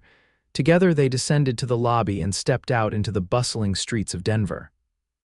The afternoon sun illuminated the brick and stone buildings lining Larimer Street, glinting off display windows filled with the latest fashions and luxuries. Horse-drawn omnibuses carried passengers up and down the thoroughfare, while pedestrians hurried along the boardwalks on various errands. Wade guided Nora with the confidence of someone familiar with the city, pointing out landmarks and noteworthy establishments as they went. Despite the changes since his time in Denver, he seemed to have no trouble navigating the expanded streets. "The city's grown considerably," Nora remarked as they paused before the impressive facade of a new department store. "When I left, this entire block was still under construction." "Progress marches on," Wade commented, a hint of wistfulness in his tone. "Sometimes I wonder if anything will be left of the frontier in another decade." "Would that be so terrible?" Nora asked, genuinely curious about his perspective. Wade considered her question seriously. "Not terrible, no. Progress brings many benefits: medicine, education, comfort. But something is lost, too. Space, freedom, the ability to live by your own hand and conscience rather than society's rules." His words resonated with Nora more deeply than she might have expected a few weeks earlier. Before her ordeal in Willow Creek, she had been a firm believer in civilization's benevolent influence. Now, having experienced firsthand how quickly justice could become cruelty when wielded by the wrong hands, she better understood Wade's ambivalence. They continued their stroll, eventually finding themselves outside a restaurant called the Monarch, an elegant establishment with white tablecloths visible through large windows and a doorman in a formal uniform. "Shall we dine here?" Wade suggested. "Seems the sort of place where business opportunities might be discussed." Inside, the Monarch lived up to its refined exterior. Crystal chandeliers hung from ornately plastered ceilings, and the soft strains of a piano floated from a corner where a musician played unobtrusively. A maitre d' in formal attire showed them to a table near the center of the room, perfectly positioned to see and be seen by other diners. As they settled into their chairs, Nora marveled at how easily Wade adopted the mannerisms of a gentleman of means. His posture, his gestures, the confident way he ordered from the menu all suggested a man accustomed to fine dining rather than campfire suppers in the wilderness. "You play this role well," she murmured after the waiter had departed with their orders. A small smile touched Wade's lips. "My father was a professor before he lost everything in '48, he explained quietly. "He insisted on maintaining certain standards even after our circumstances changed. Table manners, diction, literature, those lessons remained even when the money was gone." This glimpse into Wade's background surprised Nora. She had assumed his refined speech and occasional literary references were self-taught, not vestiges of a privileged upbringing. "What happened in 1848?" she asked, curious about the event that had altered his family's trajectory. "Financial panic," Wade replied. "Father had invested heavily in railroad ventures that collapsed. We lost our home in Richmond, most of our possessions. Moved to a small farm in Western Virginia, what's now West Virginia. He taught at the local school for pennies compared to his university salary." "That must have been difficult," Nora sympathized, thinking of her own father's struggles after losing his mercantile business. "For him, yes," Wade acknowledged. "For my mother as well, but for us children, we adapted. Sarah took to farm life like she was born to it. I preferred the forests and mountains to schoolrooms anyway." Their food arrived: roast beef for Wade, chicken fricassee for Nora, momentarily pausing their conversation. As they ate, Nora observed the other diners, wondering if by some chance Thomas might be among them. But the faces were all unfamiliar, belonging to Denver's established citizens rather than recent arrivals flush with stolen money. Over dessert, a delicate apple tart with fresh cream, Wade casually steered their conversation toward the city's entertainment options, allowing nearby diners to overhear. "What shall we do this evening, my dear?" he asked, his voice pitched to carry slightly. "Perhaps the theater," Nora played along smoothly. "I've heard Denver has some exciting new establishments. Wasn't there a place your business associate mentioned, the Silver something?" A gentleman at the next table glanced over at the name. "The Silver Spike, perhaps," he offered. "Fine establishment if you enjoy games of chance. My brother-in-law lost $50 there last week." He chuckled good-naturedly. Wade turned as if just noticing the man's interest. "That's it exactly, thank you, sir." "Would you recommend it for a visitor to the city?" "Depends on your taste for gambling," the man replied, warming to the conversation. "Tables are fair from what I hear and the clientele respectable enough. They've a good quartet on weekends if your wife enjoys music." "I do indeed," Nora confirmed with a pleasant smile. "Then perhaps we'll visit this evening," Wade decided, signaling for the check. "Would you happen to know the location?" "Corner of 16th and Blake," the helpful stranger provided. "Tall building with silver trim around the windows. Can't miss it." Wade thanked the man for his assistance, settled their bill, and escorted Nora from the restaurant, maintaining their newlywed persona with small touches, a hand at the small of her back, leaning close to murmur observations about the city, occasionally using endearments that caused Nora's heart to skip despite their theatrical nature. As they walked back toward the Windsor to rest before their evening excursion, Nora found herself increasingly conscious of the blurred line between pretense and reality.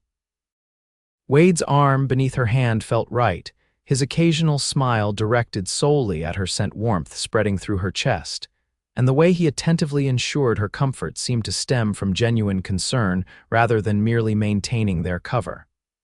"Are you ready for tonight?" Wade asked as they neared the hotel, his voice lowering to ensure privacy. Seeing Radcliffe again won't be easy. Nora took a deep breath, trying to imagine how she would feel confronting the man who had so callously used her affections as cover for his crimes. "I believe so," she replied carefully. "Though I'm not certain how I'll react in the moment. If it becomes too difficult, we can withdraw and reconsider our approach," Wade assured her. "This isn't a battle that must be won in a single engagement." His understanding touched her. "Thank you," she said softly. "But I think it's better to proceed as planned. The sooner this is resolved, the sooner we can both return to normal life."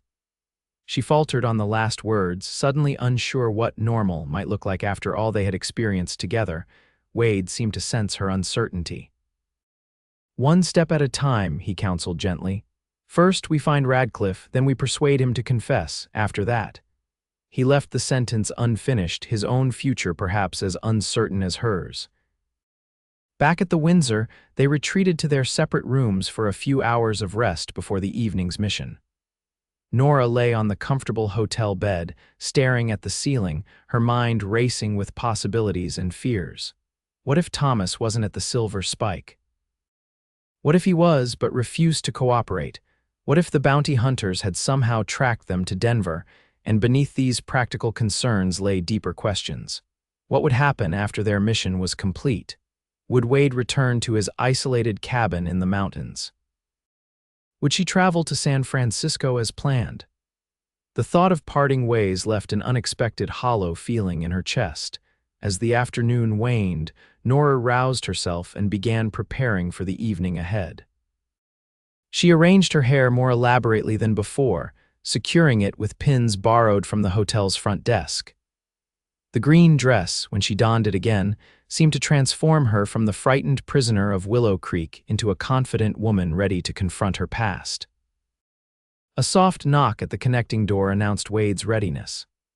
When she opened it, she found him similarly transformed, his suit complemented by a crisp white shirt and black silk waistcoat, his dark hair neatly combed, his beard trimmed to emphasize the strong line of his jaw. "You look magnificent," he said simply, his gaze traveling from her carefully arranged hair to the modest but flattering cut of her dress.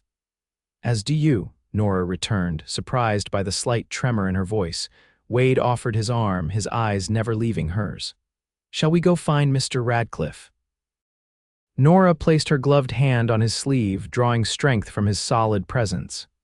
"Yes," she replied firmly, "it's time." The Silver Spike lived up to its reputation for elegance. Located in a 3-story building with gleaming silver trim, its entrance was marked by polished double doors flanked by uniformed doormen. Inside, crystal chandeliers illuminated a spacious gaming floor where various tables offered faro, poker, roulette, and other games of chance. A polished bar stretched along one wall, staffed by bartenders in crisp white shirts and black vests. In the corner, a quartet played tasteful chamber music, providing a refined soundtrack to the clink of chips and murmur of conversation. Wade guided Nora to the bar first, ordering champagne for her and whiskey for himself. The pretense of celebrating a special occasion provided them the opportunity to survey the room thoroughly while maintaining their cover as tourists enjoying the city's nightlife. "Do you see him?" Wade asked quietly, his lips close to her ear. Nora scanned the crowded room, her heart racing every time she spotted a man with fair hair or a certain build. Then, just as she was beginning to think Thomas might not be present, her gaze landed on a familiar figure seated at a poker table near the back of the room. "There," she whispered, her hand tightening involuntarily on Wade's arm, "at the poker table with the red felt. The man in the navy suit with the gold watch chain." Wade followed her gaze, his expression hardening almost imperceptibly as he studied Thomas Radcliffe.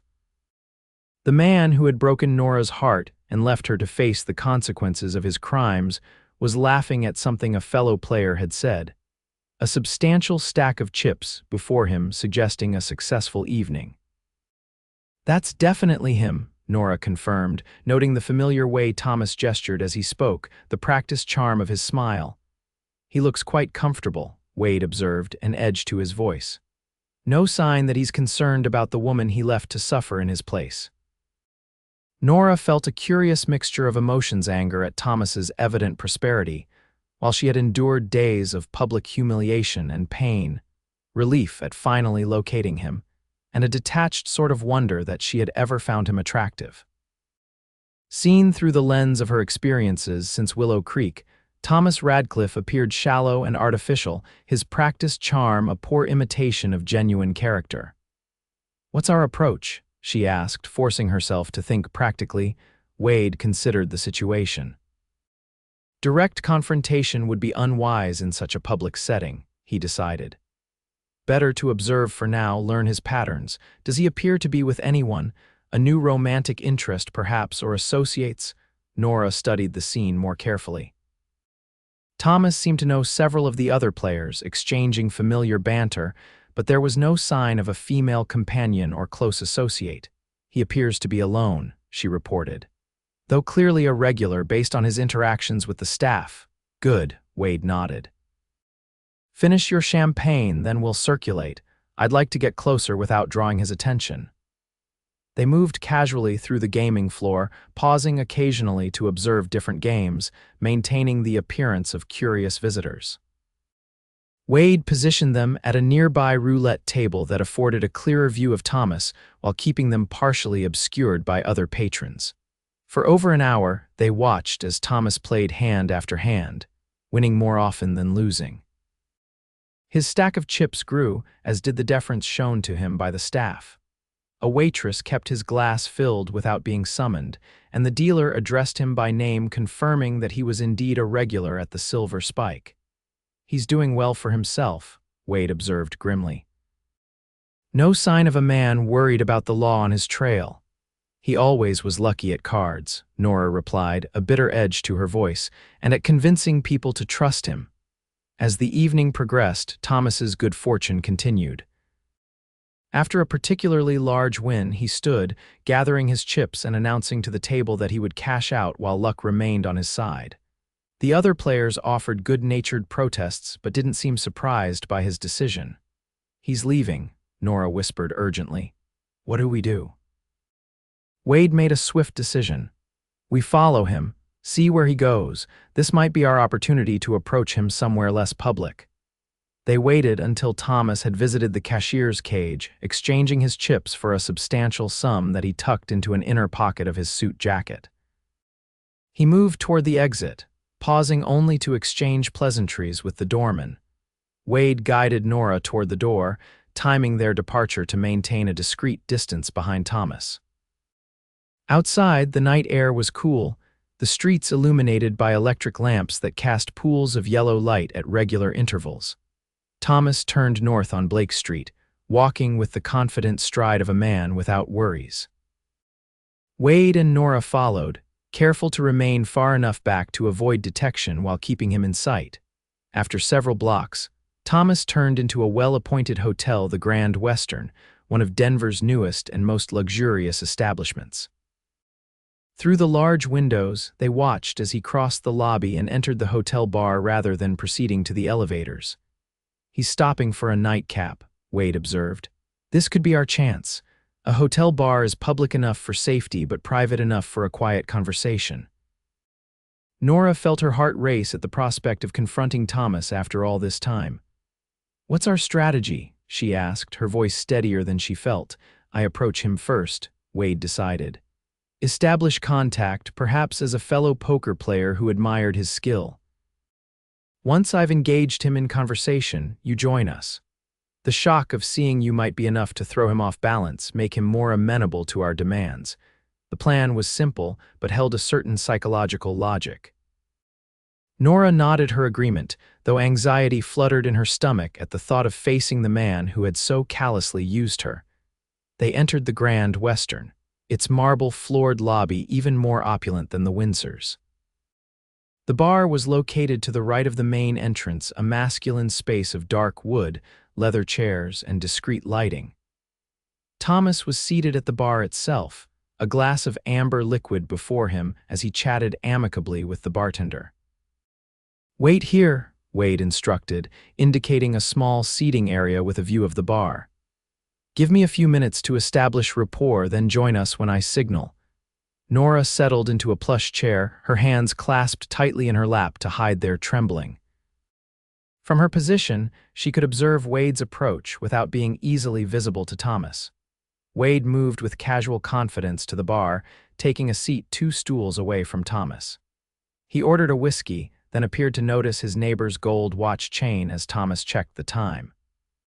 Fine timepiece, Wade commented, his voice carrying just enough to reach Nora's ears. Swiss, Thomas glanced up, always responsive to admiration of his possessions. English, actually, he corrected with a practiced smile, handed down from my grandfather. Ah, a family heirloom, Wade nodded appreciatively. Those are the best kind, Brennan Wade, he introduced himself, extending a hand. Thomas Radcliffe, Thomas replied, accepting the handshake. Passing through Denver or staying a while? Just arrived with my wife, Wade explained, falling easily into their cover story. Considering business opportunities, the city seems to be thriving. Indeed it is, Thomas agreed enthusiastically. I've made some excellent investments since arriving a few months ago. What line of business are you in, Mr. Wade? Retail, primarily, Wade replied smoothly. Though I'm open to other ventures if the opportunity is right. You seem to be doing well yourself. I noticed your success at the poker table earlier this evening. Thomas preened slightly at the recognition. You were at the Silver Spike. I didn't notice you. My wife and I were observing rather than playing, Wade explained, still getting a feel for the city's establishments. Well, you've chosen one of the better ones, Thomas assured him. Fair games, good service. Though I'd be happy to recommend others if you're staying in town. That would be most appreciated, Wade replied, then glanced toward Nora and gave an almost imperceptible nod. Ah, here's my wife now. Darling, come meet Mr. Radcliffe. He's been giving me the benefit of his local knowledge. Nora rose, her legs feeling strangely disconnected from her body as she walked toward the bar. Thomas's back was to her, and he turned casually at Wade's introduction, his practiced smile already in place. The smile froze, then collapsed entirely as recognition dawned. The color drained from his face, leaving him ashen beneath his fashionable tan. Nora, he gasped, the single word emerging as a strangled whisper. Hello, Thomas, she replied, surprised by the steadiness of her own voice. It's been a while. Thomas's eyes darted frantically between Nora and Wade, clearly trying to process the impossible scenario before him. His hand moved unconsciously toward his inner pocket where he had stashed his winnings, as if ensuring they were still there. What? How? He stammered, then seemed to collect himself slightly. I heard you were in some trouble back in Willow Creek. A misunderstanding, I'm sure. A misunderstanding, Nora repeated, incredulity sharpening her tone. Is that what you call leaving me to face the consequences of your theft? Sheriff Mills had me chained in the town square for 3 days, Thomas. 3 days in the sun and cold, without adequate food or water, while you lived luxuriously on stolen money. Thomas flinched at the accusation, his eyes shifting nervously to the bartender and other patrons. Perhaps we should discuss this privately, he suggested, lowering his voice. My room is just upstairs. We're not going anywhere private with you, Mr. Radcliffe, Wade interrupted, his tone deceptively calm but underlaid with steel. We'll discuss this right here, civilized-like. Or we can continue the conversation at the nearest sheriff's office, your choice. Thomas paled further at the mention of law enforcement. There's no need for threats, he said quickly. I'm sure we can reach an understanding between us. The only understanding I'm interested in, Wade replied, is you confessing to Sheriff Mills that Miss Jenkins had no knowledge of or involvement in your theft. That and the return of the stolen money. A calculating look entered Thomas's eyes, replacing his initial shock. And if I were to do that, hypothetically speaking, of course what would be in it for me? Your continued freedom, Nora answered before Wade could respond. We're not interested in seeing you hang, Thomas. We only want my name cleared. Thomas's gaze traveled between them, assessing, weighing options. You're not actually married, are you? He asked suddenly, noting the way Wade had shifted protectively closer to Nora. This is some kind of ruse. Our relationship is irrelevant to the matter at hand, Wade deflected smoothly. What matters is your decision, Mr. Radcliffe. Will you do the honorable thing, or must we involve the authorities?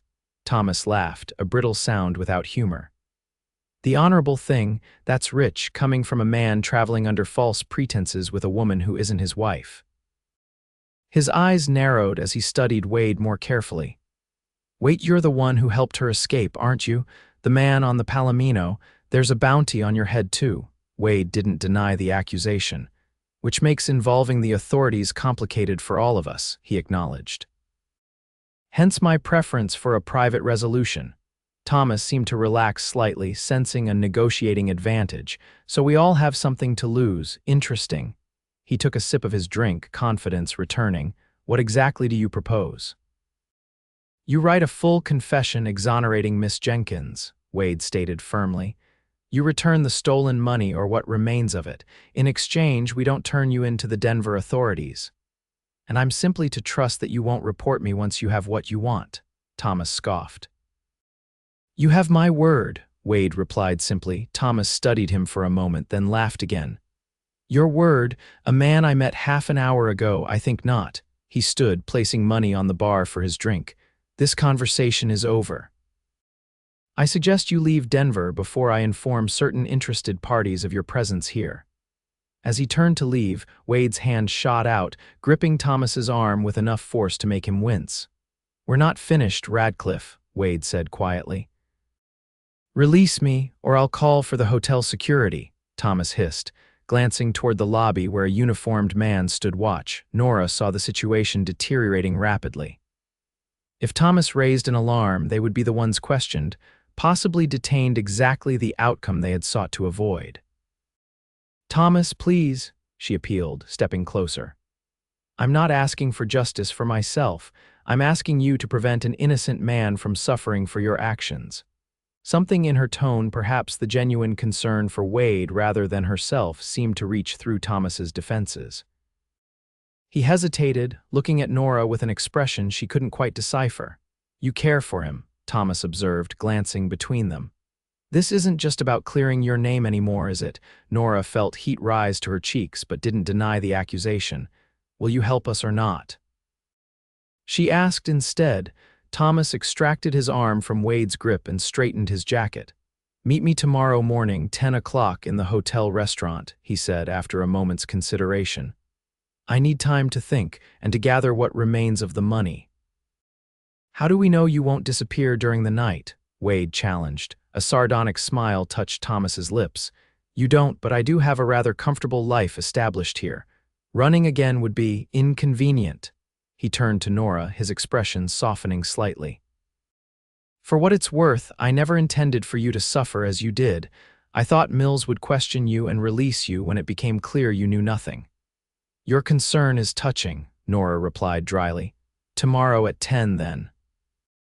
Thomas nodded once, then departed, crossing the lobby with the same confident stride as before, though Nora thought she detected a new tension in his shoulders. Once he was gone, Wade released a long breath.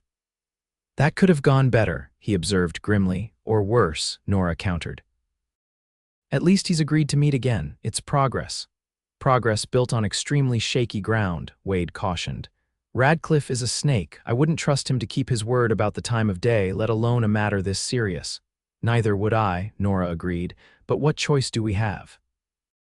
"We can hardly force him to write a confession at gunpoint." Wade's expression suggested he had considered exactly that option. "Let's get back to our hotel," he said instead. "We need to prepare for various possibilities tomorrow, including the chance that Radcliffe brings unwelcome company to our meeting."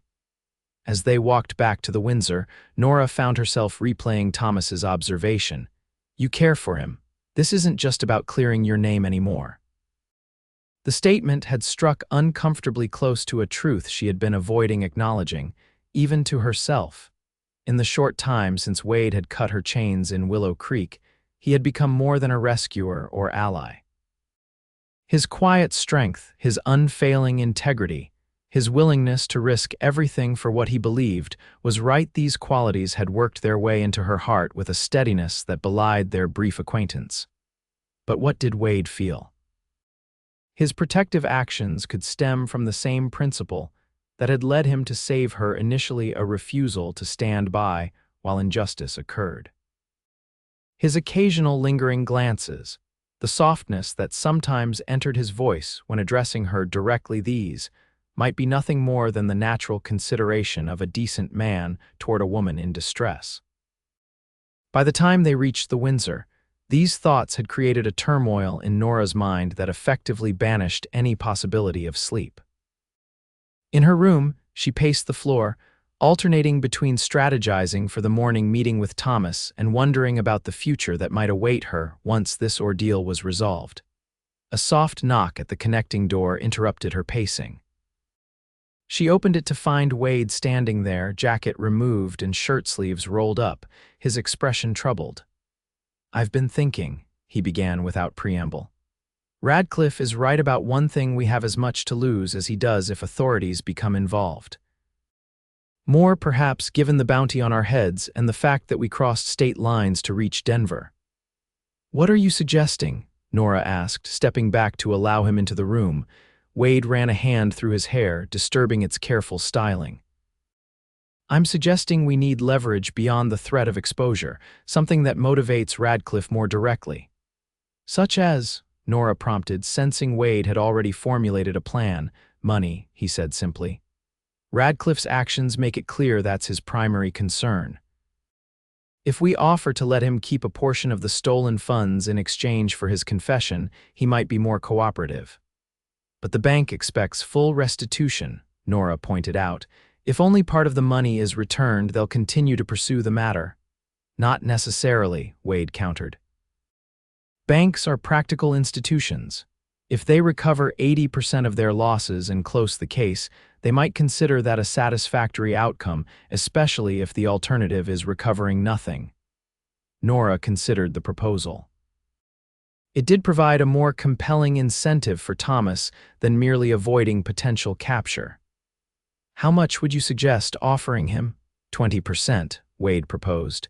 "Enough to make it worth his while, but not so much that the bank would refuse the arrangement." "It could work," Nora acknowledged, "though it feels wrong to let him profit even partially from his crime." "Sometimes justice and practicality don't align perfectly," Wade said with a hint of resignation. "The most important goal is clearing your name. If that requires compromise on other aspects, so be it."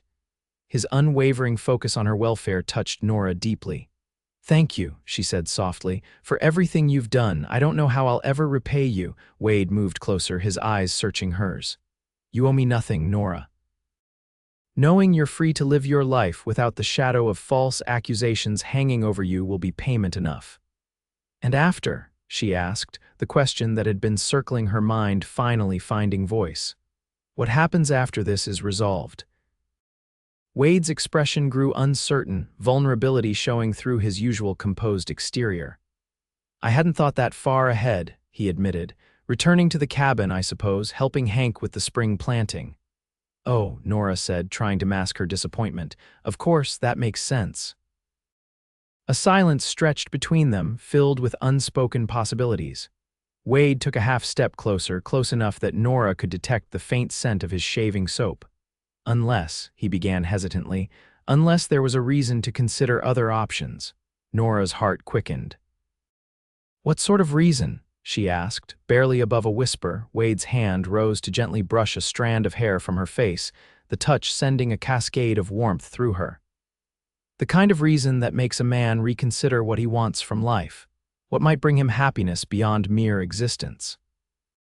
Before Nora could respond, a sharp knock at the hallway door shattered the moment.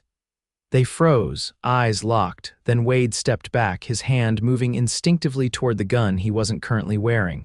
"Mrs. Wade," a voice called through the door, "message for you at the front desk." Nora and Wade exchanged alarmed glances. No one knew they were in Denver under that name except Thomas Radcliffe. "One moment," Nora called, moving to the door while Wade positioned himself to the side, out of immediate sight. She opened the door carefully to find a hotel employee in uniform holding a small silver tray with an envelope. "Delivered just now, madam," the young man explained. "The gentleman said it was urgent." Nora accepted the envelope and a small coin to the messenger, who departed with a polite nod. She closed the door and turned the envelope over in her hands. Her name, her real name, Nora Jenkins, was written on the outside in a familiar hand. "It's from Thomas," she confirmed, breaking the seal. Inside was a single sheet of hotel stationery bearing a hastily scrawled message. "Nora, I regret our meeting cannot proceed as planned." Certain individuals have made inquiries at the Silver Spike that suggest my position here is becoming untenable. I am departing Denver tonight. While I cannot offer the full confession you seek, enclosed is a partial statement that may assist in clearing your name. Consider it a gesture of goodwill from a man who, despite appearances, is not entirely without conscience. Regards, T.R. A second, smaller sheet was folded within the first, a brief statement, acknowledging that Nora Jenkins had no knowledge of or involvement in the theft from Willow Creek Bank. It was signed with Thomas's distinctive flourish, but lacked specific details that would make it truly convincing to a skeptical sheriff. "It's something," Wade observed after reading both documents, "but far from what we need, and no mention of returning the money." "He's running again," Nora said, disappointment weighing her words. "We've lost our chance." Wade's jaw tightened with determination. "Not necessarily. If he's leaving tonight, he'll need transportation. The late train to Cheyenne, perhaps, or a private coach. Either way, we might still intercept him." "How?" Nora asked, hope flickering dimly. "Denver is a large city with multiple exit routes, but limited options for nighttime departure," Wade pointed out. "The eastbound train leaves at 11:45. If I were Radcliffe with money to protect and a desire for speed, that's the route I'd choose." Nora glanced at the ornate clock on the mantel. It was just past 9. "We have less than 3 hours to intercept him at the station," she calculated, "assuming you're right about his plans." "It's our best chance," Wade insisted. "Change into something less conspicuous. We need to move quickly." While Nora exchanged her elegant green dress for the simpler blue traveling outfit, Wade returned to his room to retrieve his gun and don his less formal attire. When they reconvened minutes later, both were dressed for practicality rather than appearance. "How will we approach him at the station?" Nora asked as they hurried down the back stairs to avoid the lobby. "He'll be on guard after sending that note. We observe first," Wade advised. "Confirm his presence and destination. Then I'll confront him while you remain at a distance safer for you, and it gives us the advantage of a second set of eyes watching for trouble." The night air was cool as they emerged into the alley behind the Windsor. Wade led them through back streets toward Union Station, Denver's imposing transportation hub, where trains departed for destinations throughout the West. The station was busy despite the late hour, travelers coming and going, porters wheeling luggage carts, vendors selling newspapers and snacks to those awaiting departures. Wade and Nora positioned themselves near a pillar with a clear view of the ticket counters and main concourse. "There," Nora whispered after several tense minutes of scanning the crowd, "by the newsstand." Thomas stood partially concealed by a display of magazines, a small valise at his feet. He was no longer wearing his navy suit, having changed into more subdued traveling clothes, but his distinctive gold watch chain still glinted at his waist. "Good eye," Wade commended her. "He's checking his watch against the station clock, definitely planning to board a train." They watched as Thomas purchased a newspaper, then moved toward the ticket counters. Though they couldn't hear the transaction, the clerk's gestures toward the eastern platforms confirmed Wade's theory about the Cheyenne-bound train. "Wait here," Wade instructed Nora, positioning her in an alcove with a clear view of the concourse but away from the main flow of traffic. "If I'm not back in 20 minutes, return to the hotel. Don't try to follow." "Be careful," Nora urged, grasping his hand briefly. "Thomas may seem refined, but he's desperate and unpredictable now." Wade's fingers tightened around hers. "I'll remember," he promised. Nora watched as Wade moved through the crowd with deceptive casualness, gradually closing the distance to Thomas without drawing attention. Thomas had settled on a bench near the eastern platforms, his valise between his feet, seemingly absorbed in his newspaper. The minutes stretched agonizingly as Wade approached his quarry, positioning himself to block any easy escape route. When he finally stood directly before Thomas, Nora saw her former fiancé's head jerk up in surprise, his expression shifting rapidly from shock to calculation. Though too far away to hear their exchange, Nora could read the body language clearly. Wade's posture was controlled but intimidating, one hand casually near the gun concealed beneath his jacket. Thomas initially blustered, gesturing emphatically, then seemed to deflate as Wade spoke at length, his tone too low to carry across the noisy station. After what seemed an eternity, Thomas nodded reluctantly and reached into his inner pocket. He extracted a leather portfolio from which he removed several documents. Wade reviewed them carefully, then provided a pen from his own pocket. Thomas wrote something, presumably the full confession they sought, while Wade watched every stroke. Once complete, Thomas handed over both the confession and a thick envelope that Nora presumed contained money. Wade tucked both inside his jacket, said something final that made Thomas's face tighten with anger, then turned and walked away, leaving the thief to catch his train with significantly lighter pockets. As Wade returned to her position, Nora felt a surge of conflicting emotions, relief that their mission appeared successful, curiosity about what Wade had said to achieve Thomas's cooperation, and a strange, unexpected pang at the definitive closure of that chapter in her life. "He agreed," Wade confirmed as he reached her, patting his jacket where the documents were secured. "Full confession and most of the money. I left him enough for a fresh start somewhere else, less than he wanted, more than he deserved. How did you convince him?" Nora asked, falling into step beside Wade as they exited the station. A grim smile touched Wade's lips. "I simply explained the mathematical realities of his situation. Specifically, that the difference between partial cooperation and full cooperation was the difference between walking away with some money or being delivered to the Denver sheriff with none." "You threatened him," Nora translated.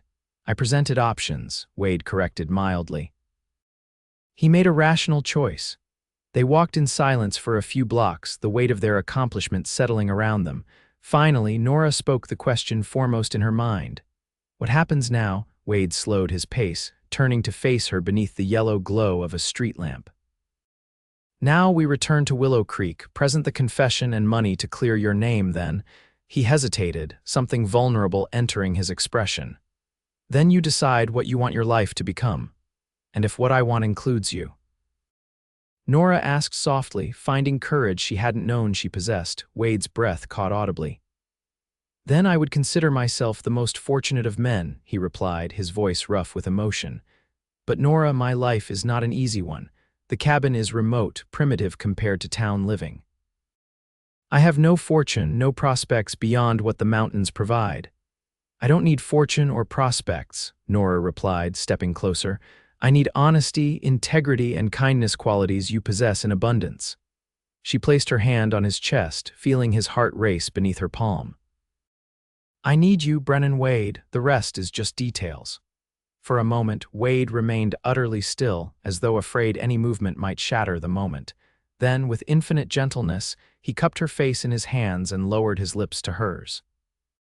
The kiss was tender at first, a question and answer exchanged without words.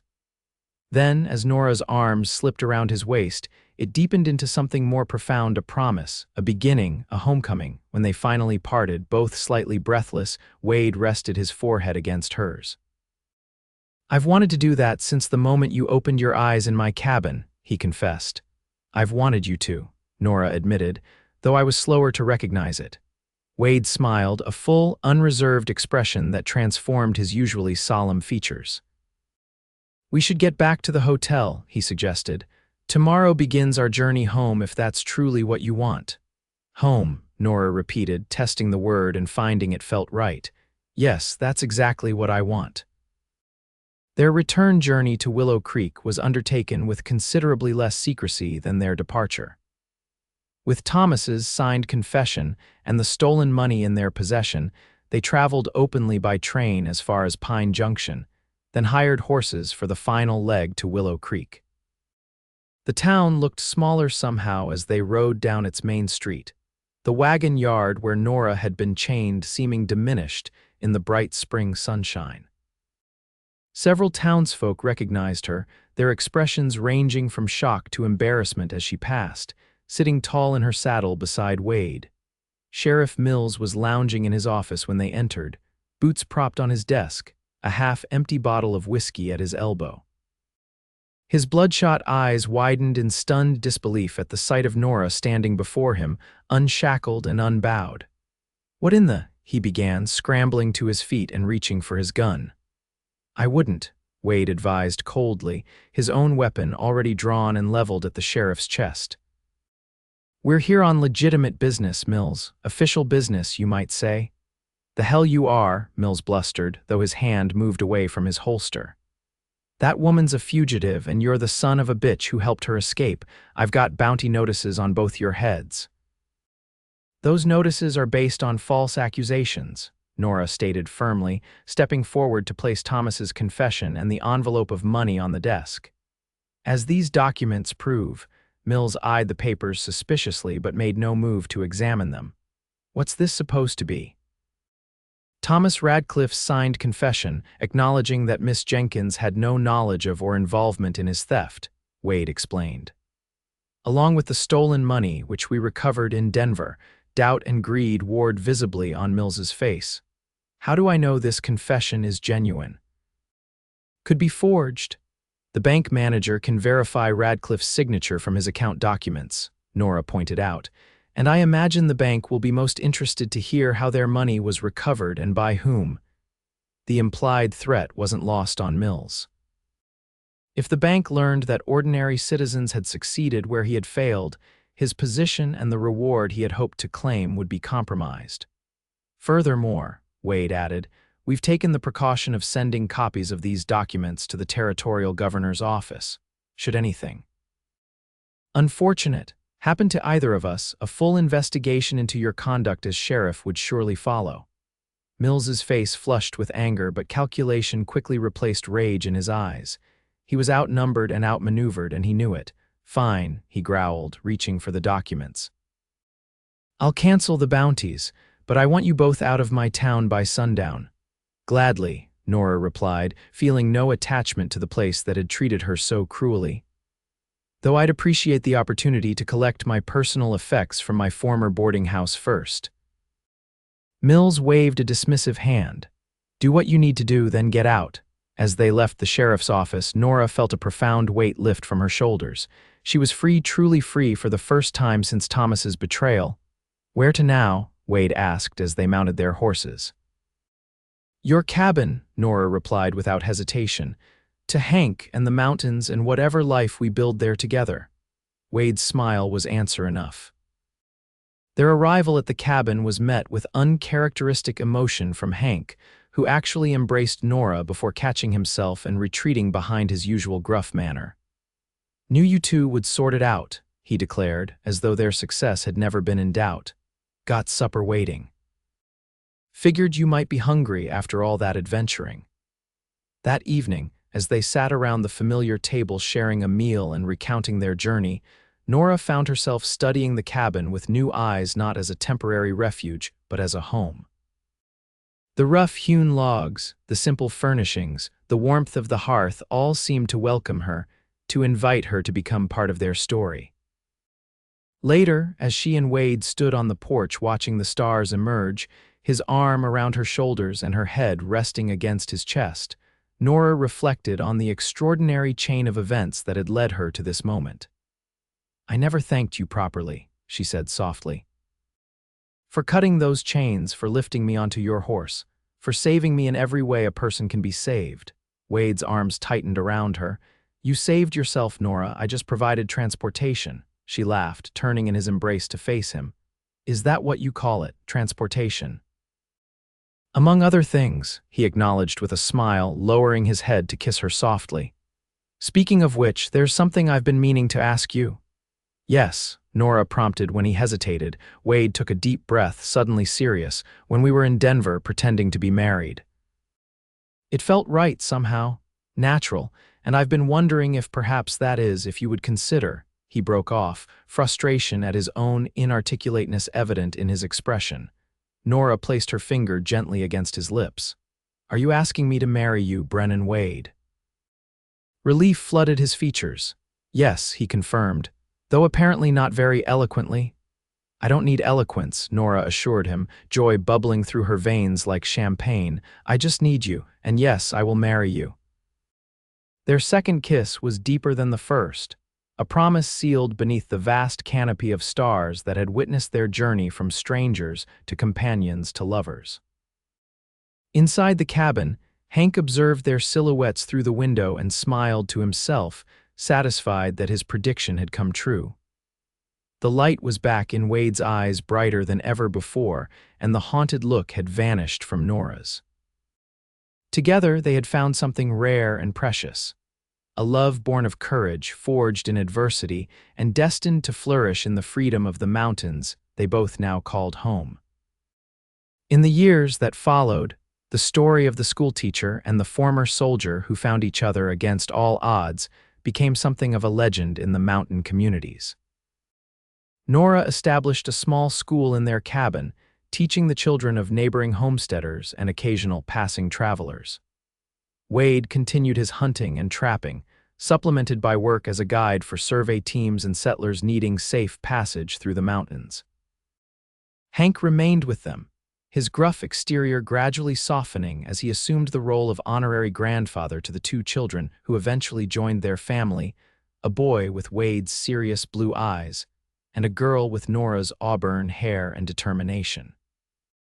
And sometimes, on clear evenings when the first stars appeared, Nora and Wade would stand on their porch, his arm around her waist, her head on his shoulder, and remember the desperate days that had brought them together, the chains that had bound her, the man who had freed her, and the love that had liberated them both.